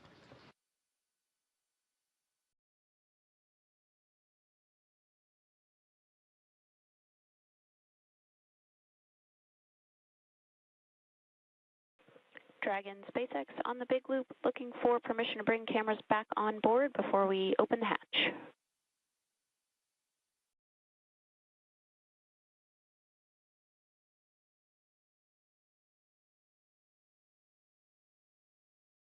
SpaceX Dragon, we are good to go and just removed the video director override via 4.012. We see it. Thank you.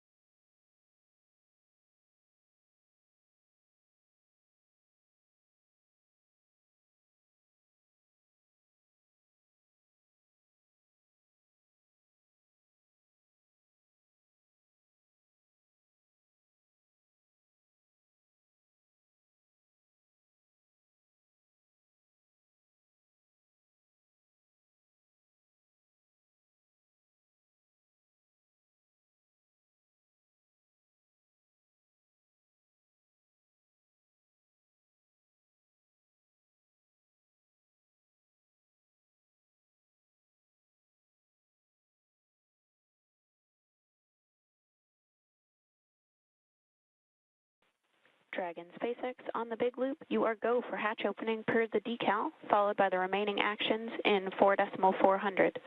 After 4.400 is complete, transition to NASA procedure 2.102, part Charlie. Dragon copies. We are go for Dragon hatch open. We'll be starting that shortly, and after that, we'll complete 4.400 and transition to ISS procedure 2.102, section Charlie.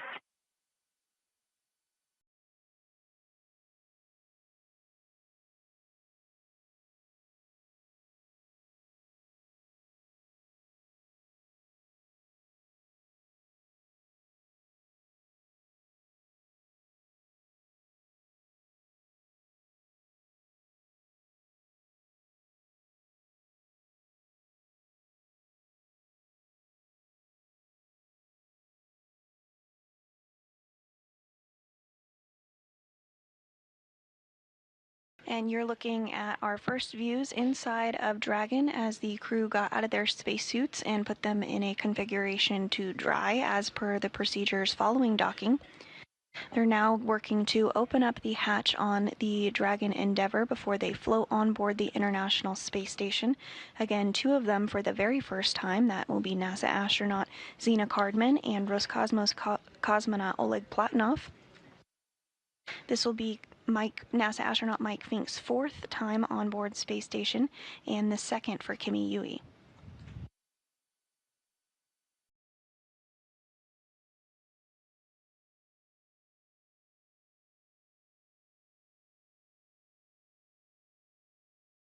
And it looks like the Dragon hatch is in the process of being opened up. You can see it on the right side of your screen there on the top right.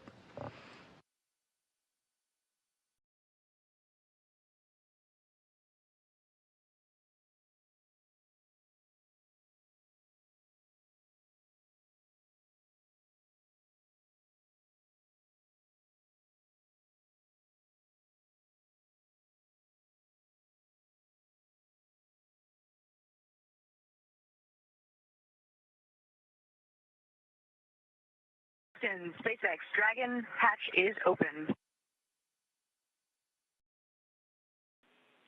Houston copies. Hatch open.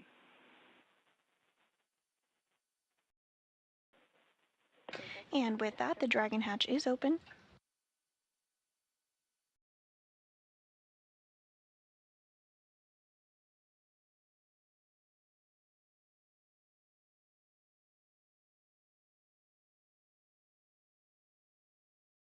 That hatch opening occurring at 2:46 a.m. Central Time following a docking at 1:27 a.m. Central Time this morning.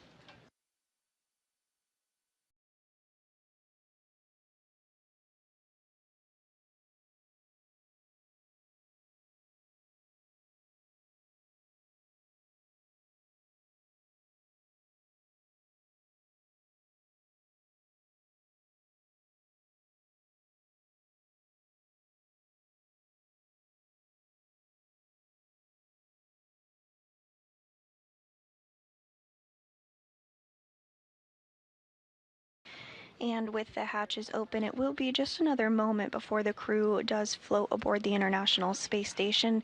They have some important closeout duties, including working through procedures with some lithium hydroxide canisters.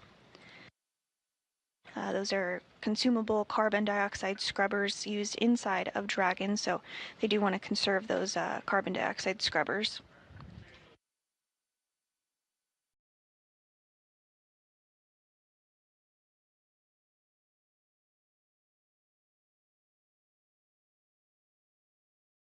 And back inside the International Space Station, on their hatch side, you see Johnny Kim there waiting to take some photographs of the crew as they float aboard. A little further in the hatch, I believe that is NASA astronaut Nicole Ayers, who's stepping through those procedures for hatch open. Step 6.1 at 2.102. IMV duct installation is complete. We are go for IMV fan activation.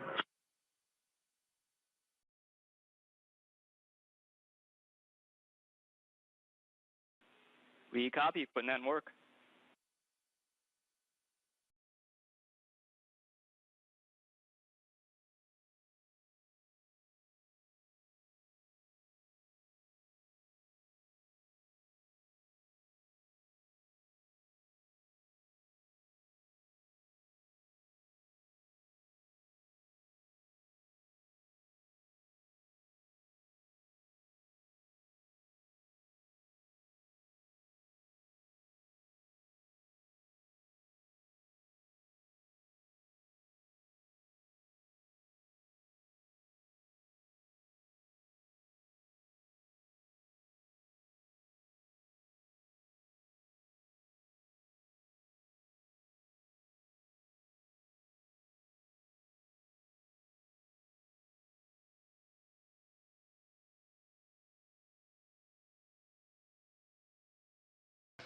And back inside Dragon, the crew is stepping through those final preparations ahead of floating on board Space Station. Dragon SpaceX on Dragon Aground. The S-band will be deactivated shortly, so Dragon Aground will no longer be available for comms. Please verify the push-to-talk destinations are set to ISS.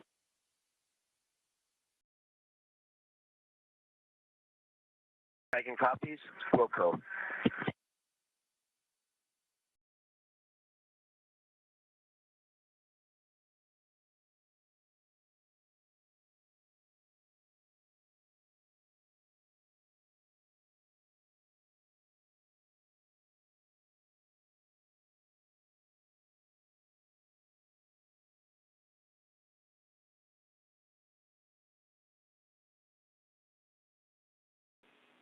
And Dragon Houston on the big loop. When you get to step 6.3, you are go.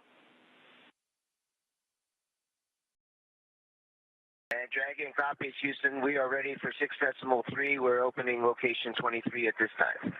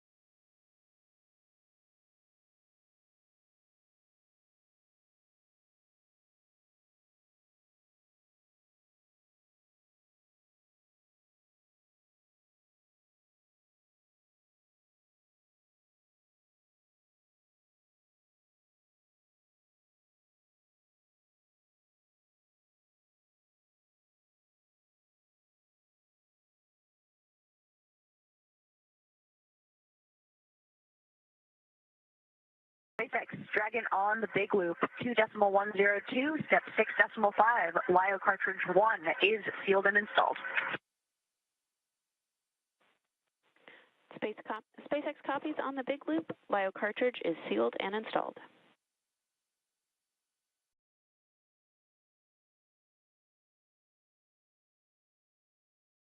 And those comms about that LIO cartridge that we did discuss earlier, which helps scrub the carbon dioxide from the Dragon capsule.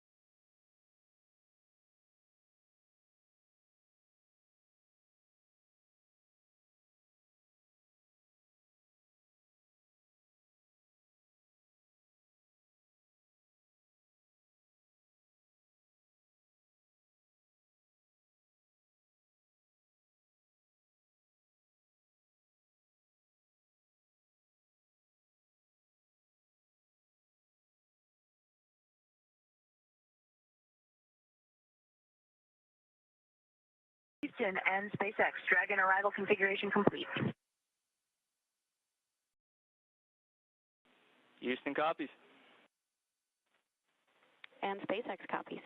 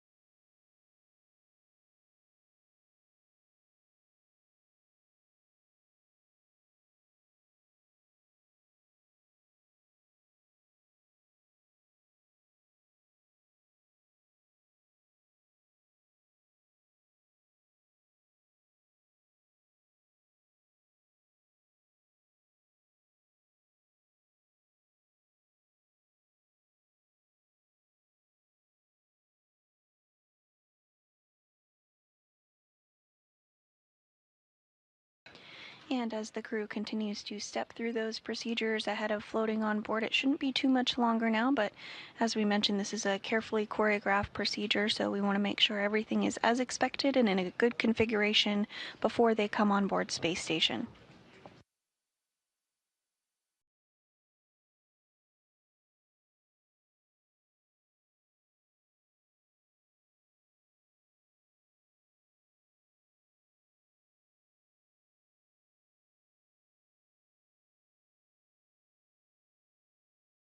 And this view inside of the International Space Station Flight Control Room, showcasing the team that has been working to step through the procedures with the crew for docking.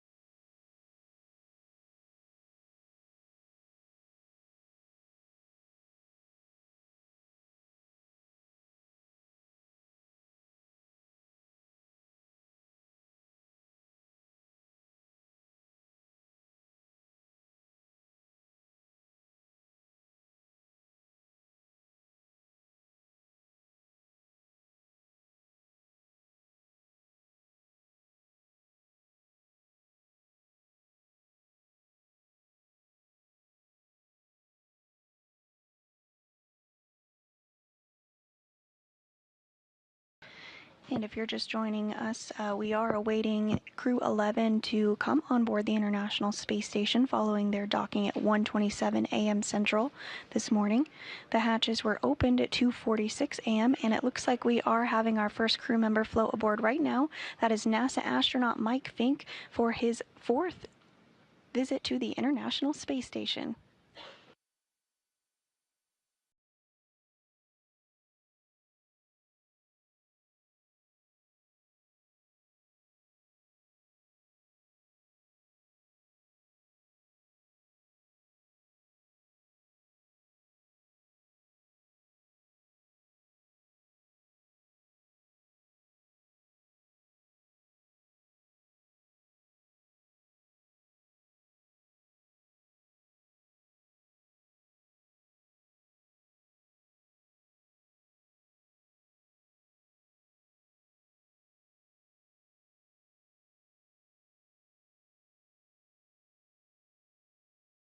And it looks like his microgravity skills never left him.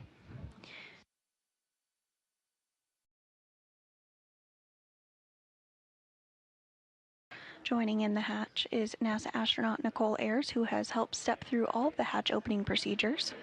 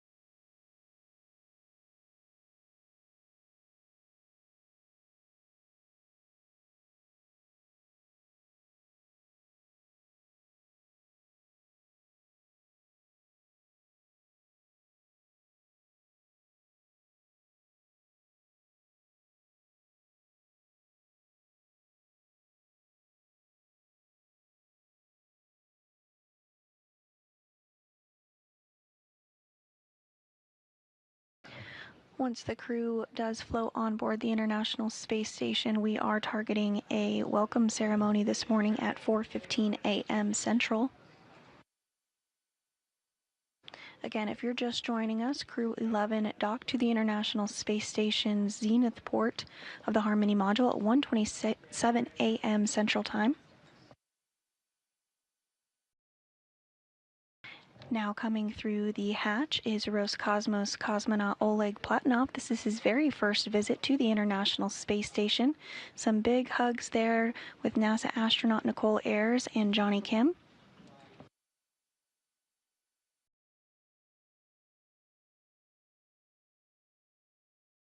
And continuing to get a warm welcome aboard the International Space Station for him, again, first-time flyer. And next through the hatch is JAXA, or Japan Aerospace Exploration Agency astronaut Kimiya Yui.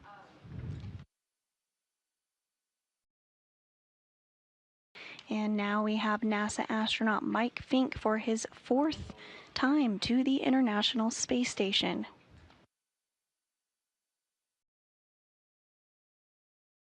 And now coming into view is Zena Cardman. Again, her first time on board the International Space Station as well. Lots of smiles and hugs.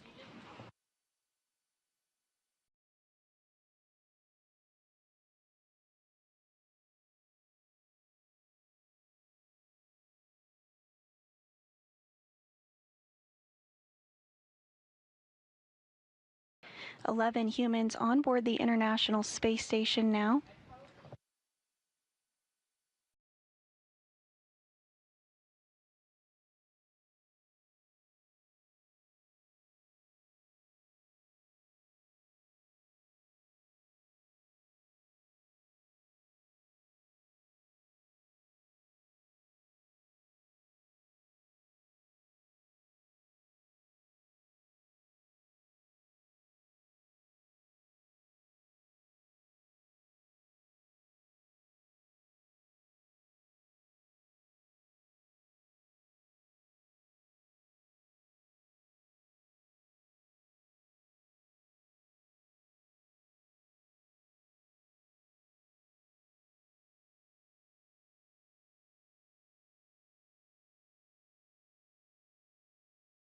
We are targeting a welcome ceremony this morning at 4:15 a.m. Central Time, rather.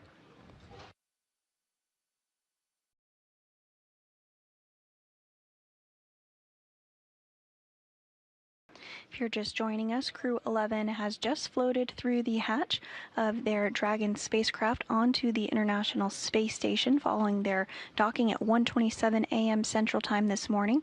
They did launch yesterday at 10:43 a.m. Central from the Kennedy Space Center in Florida.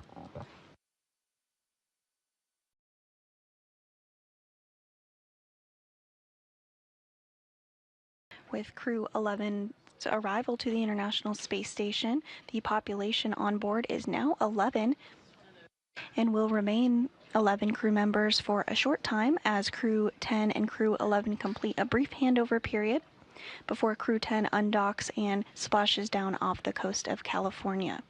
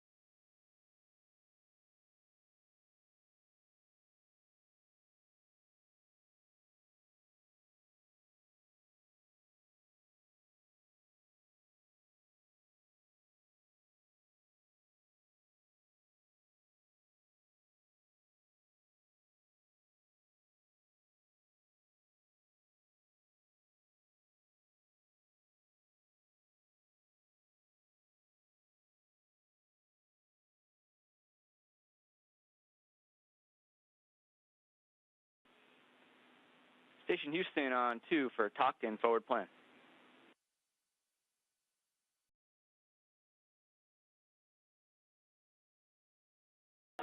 Go ahead on 2, Matt. Hey, Doc, it was great seeing the crew arrive on board. Congratulations to everybody. And just wanted to circle back with you on the PAO event. We were, of course, thinking of it starting at 9:15, but we can also pull it earlier to start around 9:02. That's when KU locks up on that GDRS pass. And then we could do the PAO prep event scene, might check all that on the previous pass or whenever, just before that, if the crew wants to get that done early. So totally up to the crew.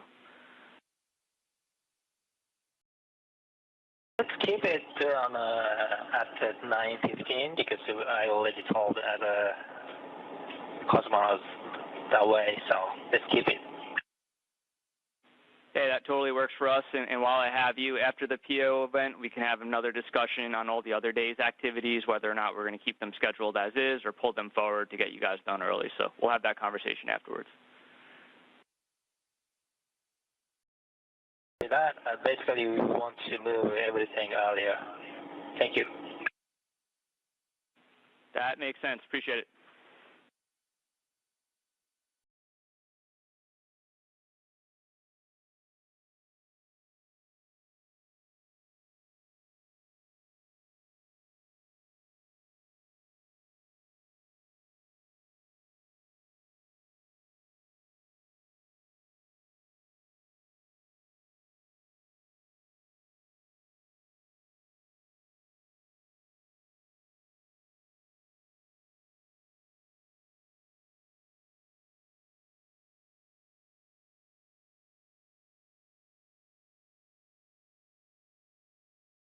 And again, Crew 11 is now on board the International Space Station. We are targeting a welcome event with not only the recently arrived Crew 11 crew, but the 7 members of Expedition 73 as well. Now there are 11 people on board the International Space Station. We are targeting that welcome ceremony to begin at 4:15 a.m. Central, so just a little less than an hour from now.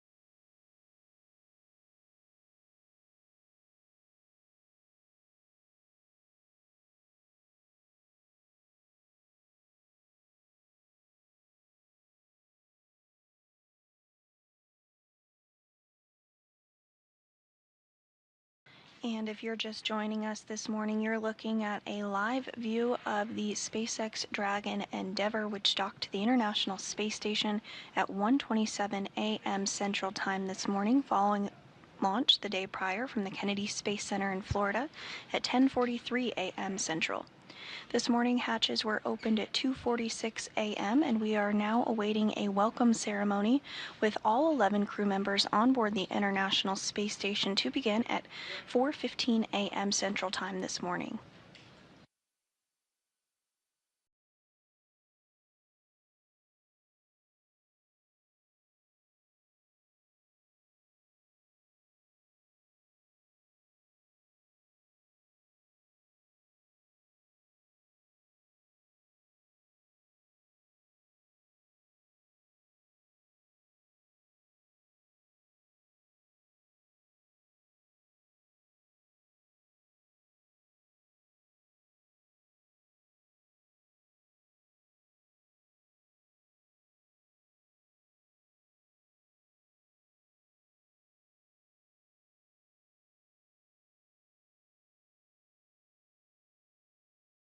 And this view here on your screen, you do see Endeavour dock to the zenith port of the International Space Station. That's the space-facing port.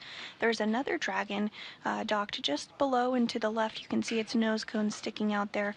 That is docked to the forward port, or Earth-facing side of the International Space Station, which you can see in the background as it completes this day pass. The Crew 10 spacecraft, the other Dragon, will carry Crew 10 back aboard in the coming days, following a brief handover period with the recently arrived Crew 11 crew members. Crew 11 is the 11th crew rotation mission with SpaceX to the space station as part of NASA's Commercial Crew Program. And overall, the Crew 11 mission is the 16th crewed Dragon flight to the International Space Station, which includes Demo 2 in 2020 and 11 operational crew rotations for NASA, as well as 4 private astronaut missions. While on board Space Station for their science mission, the crew of Crew 11 will perform research, technology demonstrations, and conduct maintenance activities aboard the orbiting laboratory. And they'll also be on board Space Station for a very special milestone later this year. In November, the International Space Station will celebrate 25 years of continuous humans living and working aboard the International Space Station.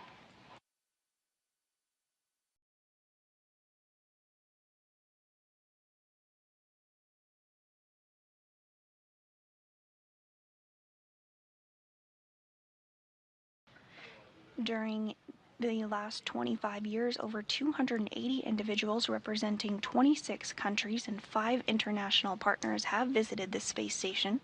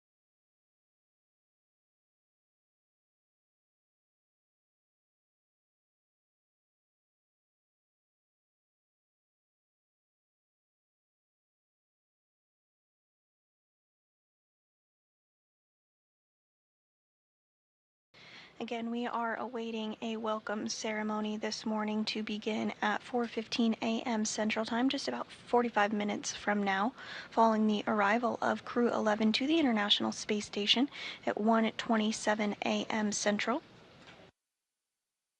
Crew 11 launched from the Kennedy Space Center in Florida yesterday at 10:43 a.m.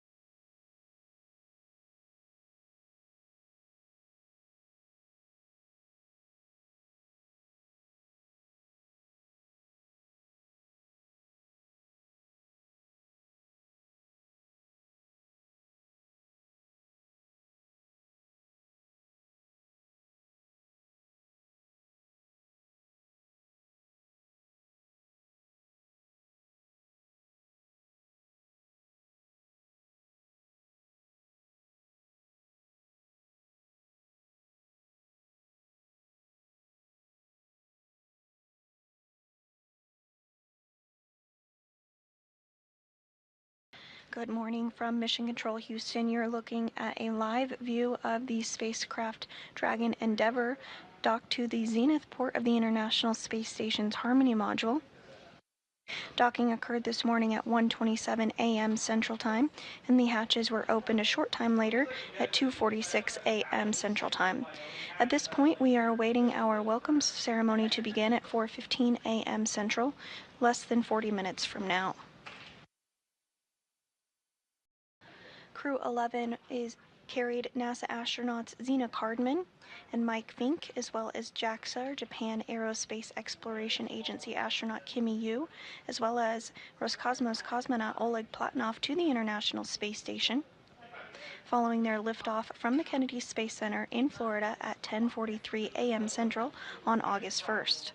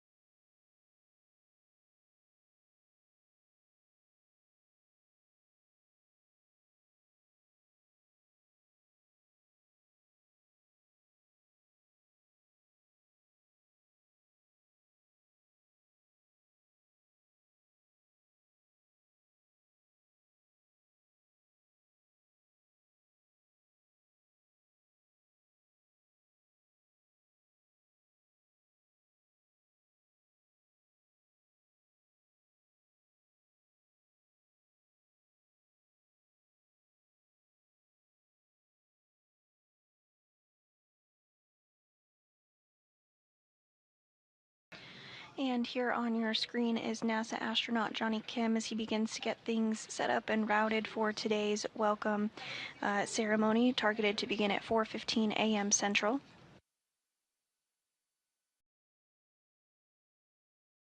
Johnny is completing his very first mission aboard the International Space Station after launching on board the Soyuz MS-27 spacecraft on April 8th.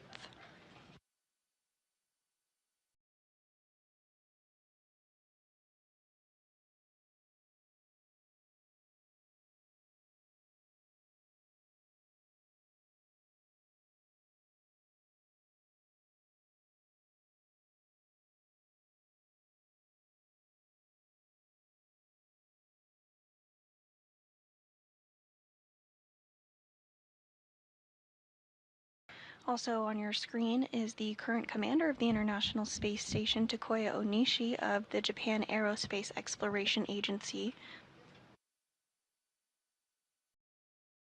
There are currently 2 JAXA astronauts on board Space Station following Kimiya Yui's arrival at 1:27 a.m. Central Time.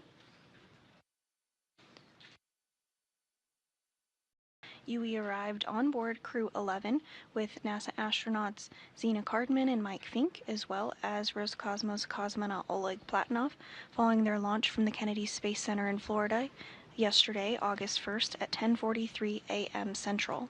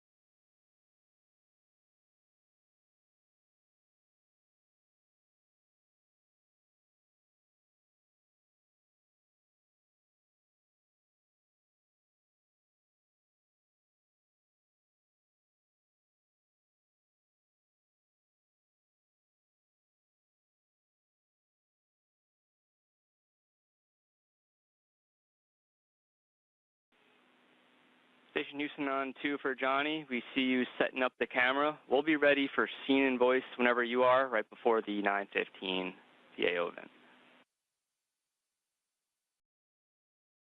Copy, I'll catch you on the other side of this handover. Sounds like a plan.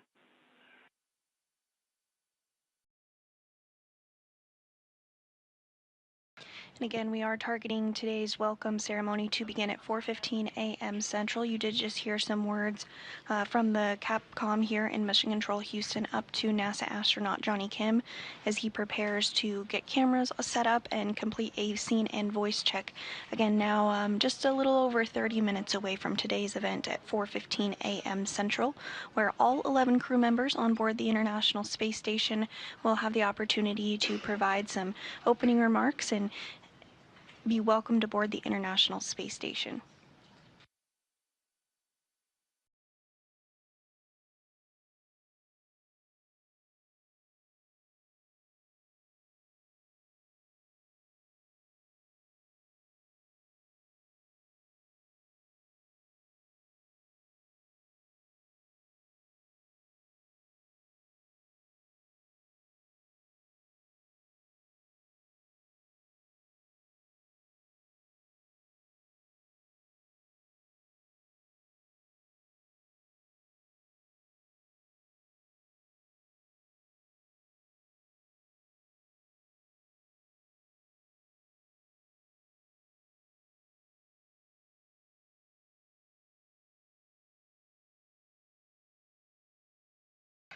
And we are in a brief handover period between our satellites, but you're getting a live view inside of Mission Control Houston at some of the team that did work the shift this morning for docking.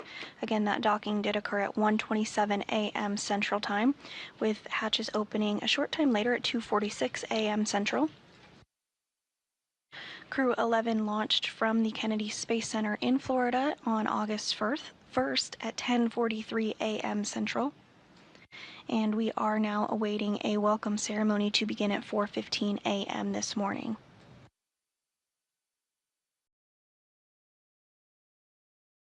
The team inside Mission Control Houston this morning has been led by Ronak Dave, the flight director on console, and sitting directly to his right is today's capsule communicator, who has been prime for communicating with the crew on board the International Space Station as they stepped through all of the hatch opening procedures.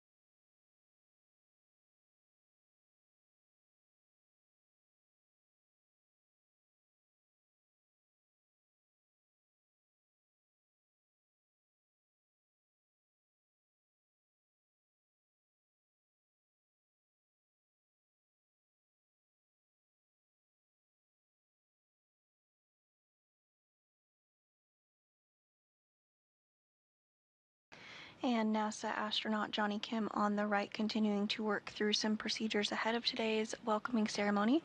Joining him is the current commander of the International Space Station, Takuya Onishi, from the Japan Aerospace Exploration Agency.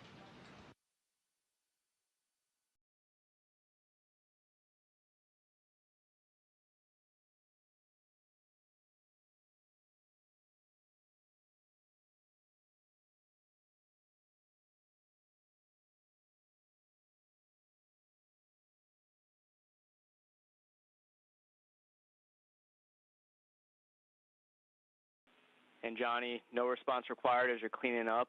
We like the view, but we would just like it a little bit down towards the deck and then tilt or panned a little bit left towards the gem relative to the camera.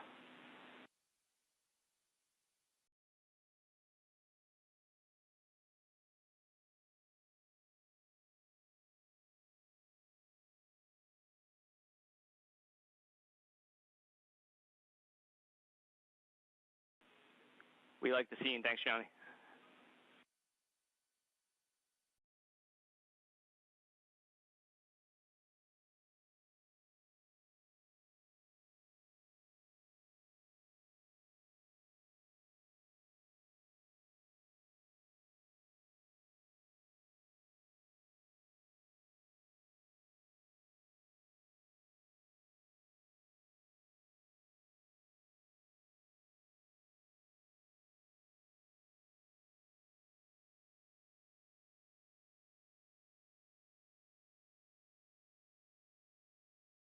Station on 2, ready for the scene and voice check on node 2 cam 1.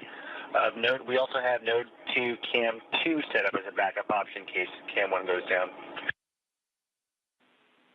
Hey, we see both. Sounds like a plan.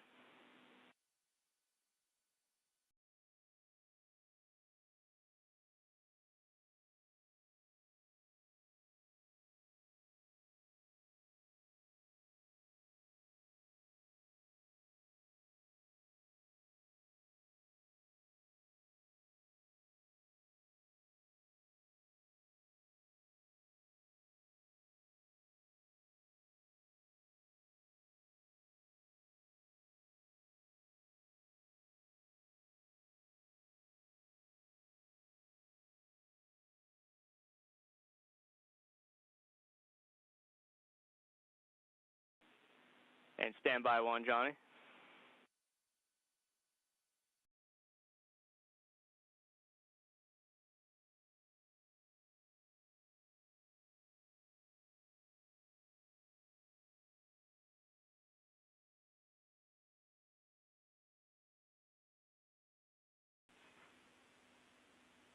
And Johnny, that was a good voice check. We'll sync up with you guys for the event at 9:15.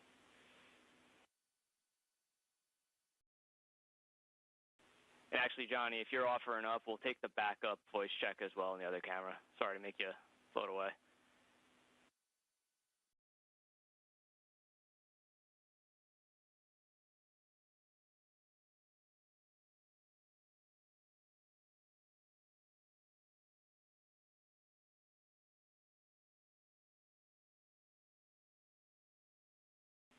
Yeah, and Johnny, we're not hearing you come down on that one.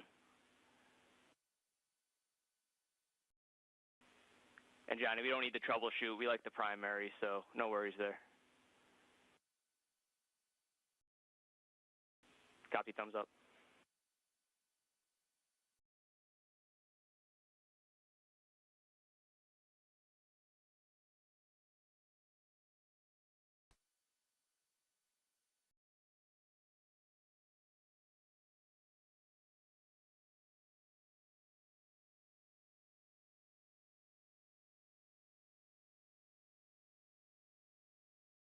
And with a good scene and voice check, we are looking ahead towards today's welcoming ceremony to begin at 4:15 a.m. Central Time this morning.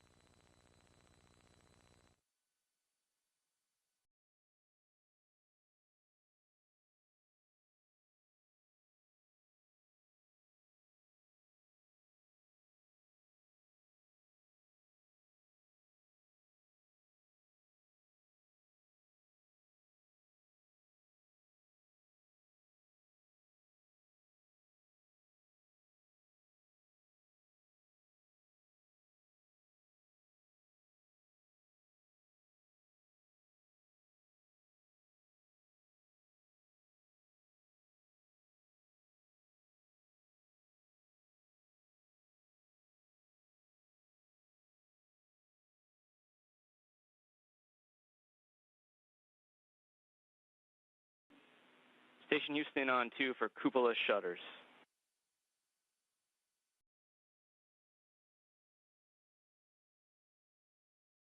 On 2. Hey, so we're getting close to a cupola temp constraint, which will require us to close the shutters. The last thing you'd want to do is interrupt you guys during the PAO event to do so. So we're going to ask you to go ahead and close those shutters. And we definitely apologize to our new crewmates who are probably looking out at the views right now, but we'll make it up to you guys in the back end.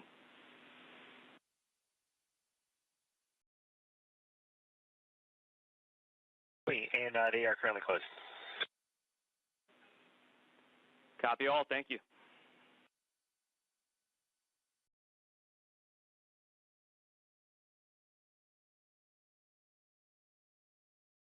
And we did just hear some communications there about the cupola shutters. The cupola is the portion of the International Space Station that is lovingly known as the window to the world. Essentially, it's an area that crew members are able to look outside the window and take amazing photography of our home planet. They do have a set of protective shutters outside of the windows of the cupola that can be open and closed for protective reasons, and so that call up to the crew to go ahead and preemptively close those cupola shutters was what that communications was about.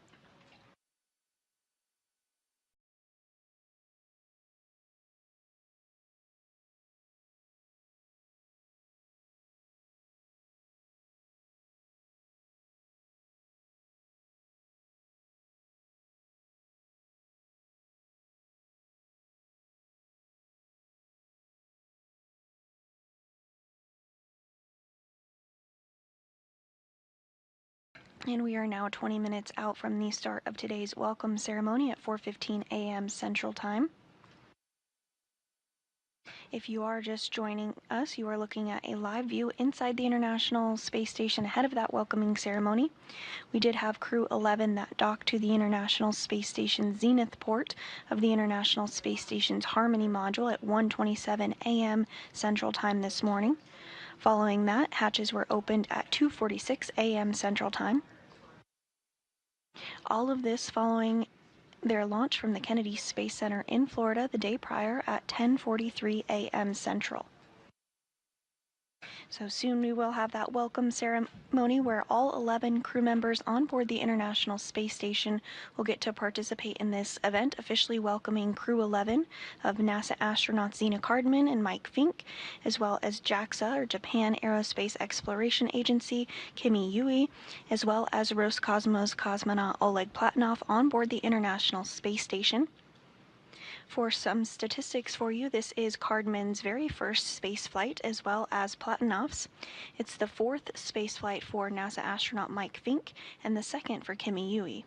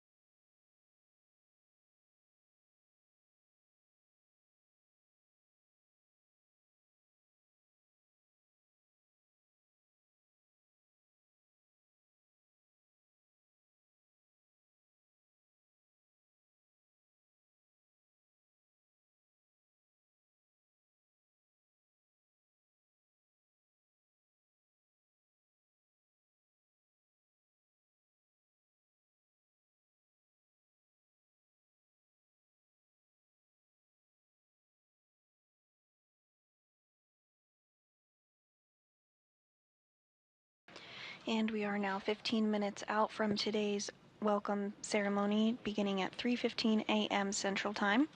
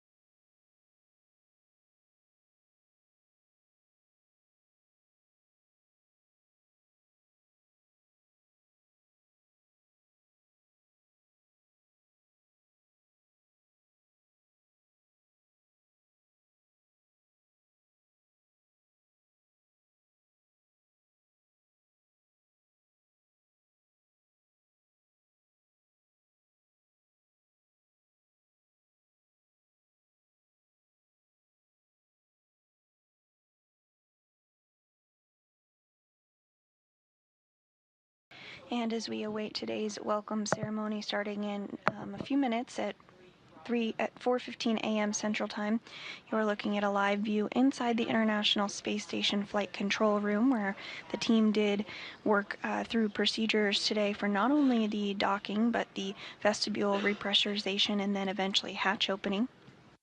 The team on console during today's shift was led by Ronak Dave, the flight director on console during docking this morning. And the team here in the room did help to get on board NASA astronauts Zena Cardman and Mike Fincke, as well as JAXA astronaut Kimiya Yui and Roscosmos cosmonaut Oleg Platonov following their docking at 1:27 a.m. Central Time.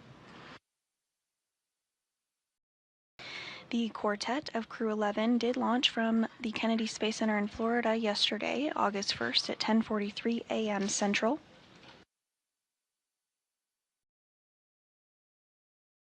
And you're looking at a view there of the Endeavour spacecraft docked to the zenith port of the International Space Station's Harmony module. To the lower left of the Endeavour spacecraft is another Dragon that will actually be returning Crew 10 back to Earth in the coming days. Crew 10 is going to work on a handover with Crew 11 that of course just arrived again this morning at 1:27 a.m. Central Time. Following that handover period, Crew 10 will undock and splash down off the coast of California, and this will actually be the very first time that humans splash down off the coast of California as part of NASA's Commercial Crew program. Just a few weeks ago, Axiom 4 did splash down off the coast of California as part of NASA's a private astronaut mission aboard the International Space Station. So again, we're just about 10 minutes out from this morning's welcome event, beginning at 4:15 a.m. Central Time, where all 11 crew members currently on board the space station will join and participate.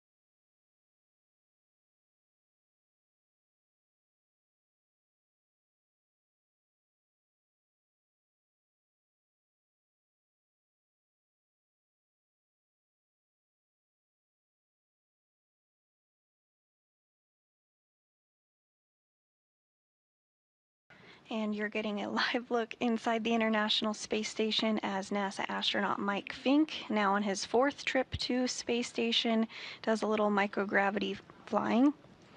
We are targeting our welcome ceremony to begin here in just a few minutes at 4:15 a.m. Central Time, so we'll start to see all 11 crew members come into frame. On the left there is NASA astronaut Anne McClain. And on the right is the current space station commander of JAXA, Tokoya Onishi.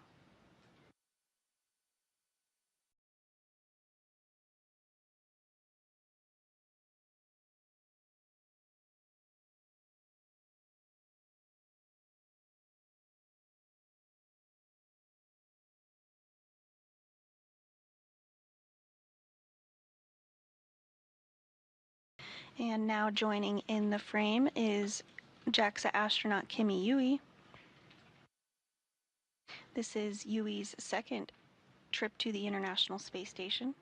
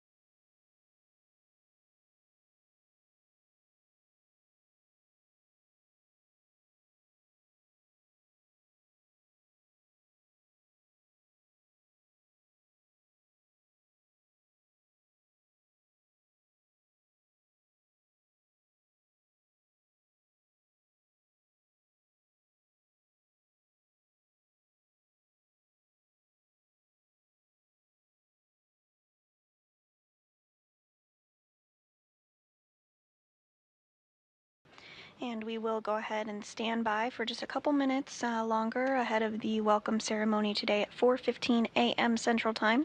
If you're just joining us, Crew 11 docked to the International Space Station's Zenith port of the Harmony module at 1:27 a.m. Central Time this morning. At 2:46 a.m. Central, hatches were opened. All of this following their launch on August 1st at 10:43 a.m. Central from the Kennedy Space Center in Florida.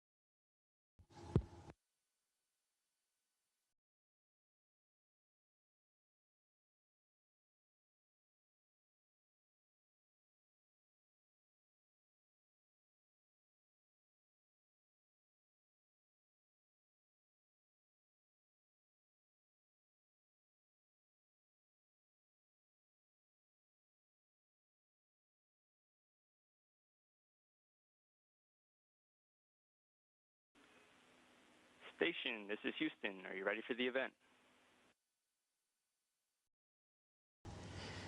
Houston, this is Station. We are ready for welcome remarks. Please begin the welcome ceremony.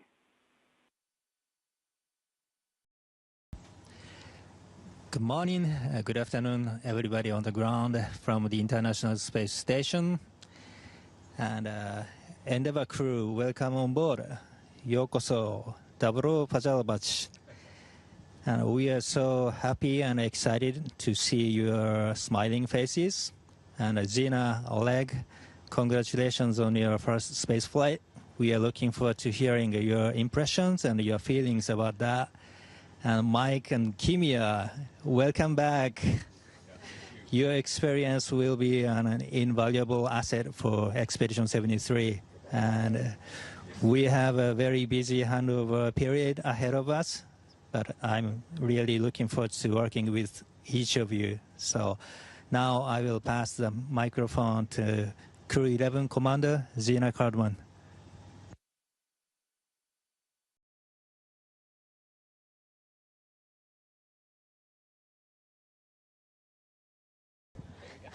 You can tell I'm new. Hello. This has been the absolute journey of a lifetime. We are so incredibly grateful to be here. Thank you so much for this warm welcome. It was such an unbelievably beautiful sight to see the space station come into our view for the first time, especially with these wonderful crewmates. Oleg and I, both for the first time, and of course Mike and Kimiya-san have so much experience that they bring to this team. With deep gratitude to everyone who got us ready for this moment. Thank you so much. Over to you, Mike. Thank you, Zena, and thank you to the Expedition 73 crew. You have made us feel so welcome. We're so glad to be here. We're happy to join you, and we will do our best to help the 73 crew who's on Crew 10 to get home safely. Your friends and family are waiting for you. In the meantime, this is a beautiful space station, and it's so good to be back, and we're here to take good care of it and help do our very best. Oh, thank you very much for warm, very, very good welcome. And I'm so grateful to be here. We have great Crew 11 crew members and also this expedition members. Yeah, I'm very looking forward to working with them and make this Expedition 73 the best. I'll work hard. Thank you. Thank you, Kimiya-san. I'm Oleg Platonov, and I'm also would like to say thank you very much for so warm meeting, and I believe and I hope we will have incredible and unbelievable time on board. И спасибо моим коллегам, будущим соэкипажникам. Я также благодарю вас за такую теплую встречу. И спасибо всем на Земле, кто готовил меня и наш экипаж и сделал все возможное, чтобы отправить нас сюда. Мы обещаем выполнить все наши задачи на самые высокие оценки и продвигать человечество в области космонавтики только вперед. Спасибо. Ура. It's enthusiasm. Thank you, guys, and once again, welcome on board the International Space Station. And Houston, back with you. That concludes our event. Thank you to all participants. Station, we are now resuming operational audio communications.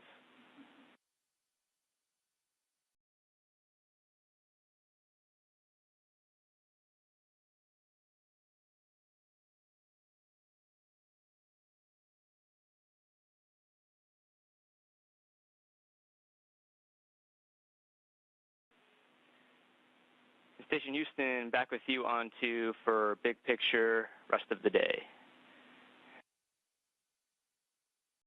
Go ahead, Matt. Okay, Talk. We were thinking of hopping right into the ISS safety briefing. And then for the rest of the day, we're going to try to move everything to the left as much as possible. The only exceptions would be the pink cipher ops and then the non-Crew 11 PMCs. We think we can get everything else done earlier today. The only thing we ask is we keep those blue activities somewhat in the same order chronologically, just to make sure that we're all in sync. How copy? Okay, copy all.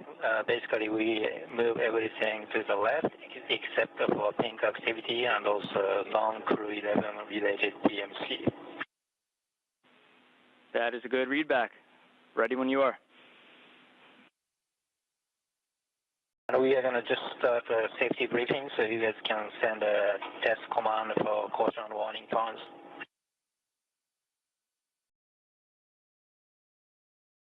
Okay, sounds like a plan. We will give you a call when we're ready to send those. Do that.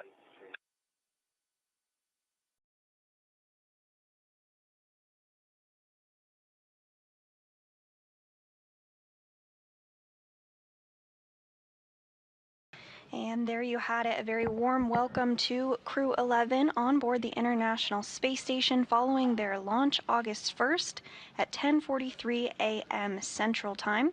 They docked today at 1:27 a.m. Central to the zenith port of the International Space Station. Following that, hatches were opened at 2:46 a.m. and we just wrapped up an incredible welcome ceremony where Crew 11 is now safely on board. You can follow along with the mission on social media and by checking the daily Space Station blog, but that's going to do it for us. Thanks so much for following along on Crew 11's journey. Go NASA, go SpaceX, go Crew 11. This is Mission Control Houston.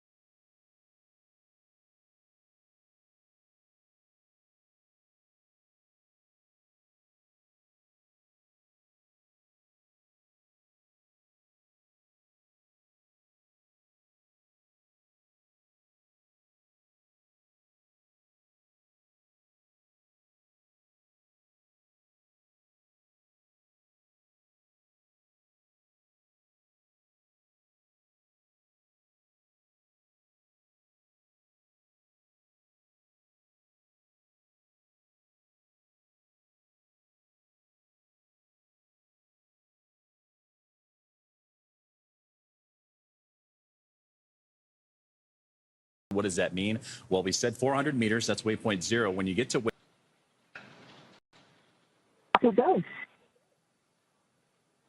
So with that, the International Space Station team is ready for docking this morning. That's the latest from here in Mission Control Houston. I'm going to toss it back over to Hawthorne to continue to walk you through the next steps this morning ahead of docking.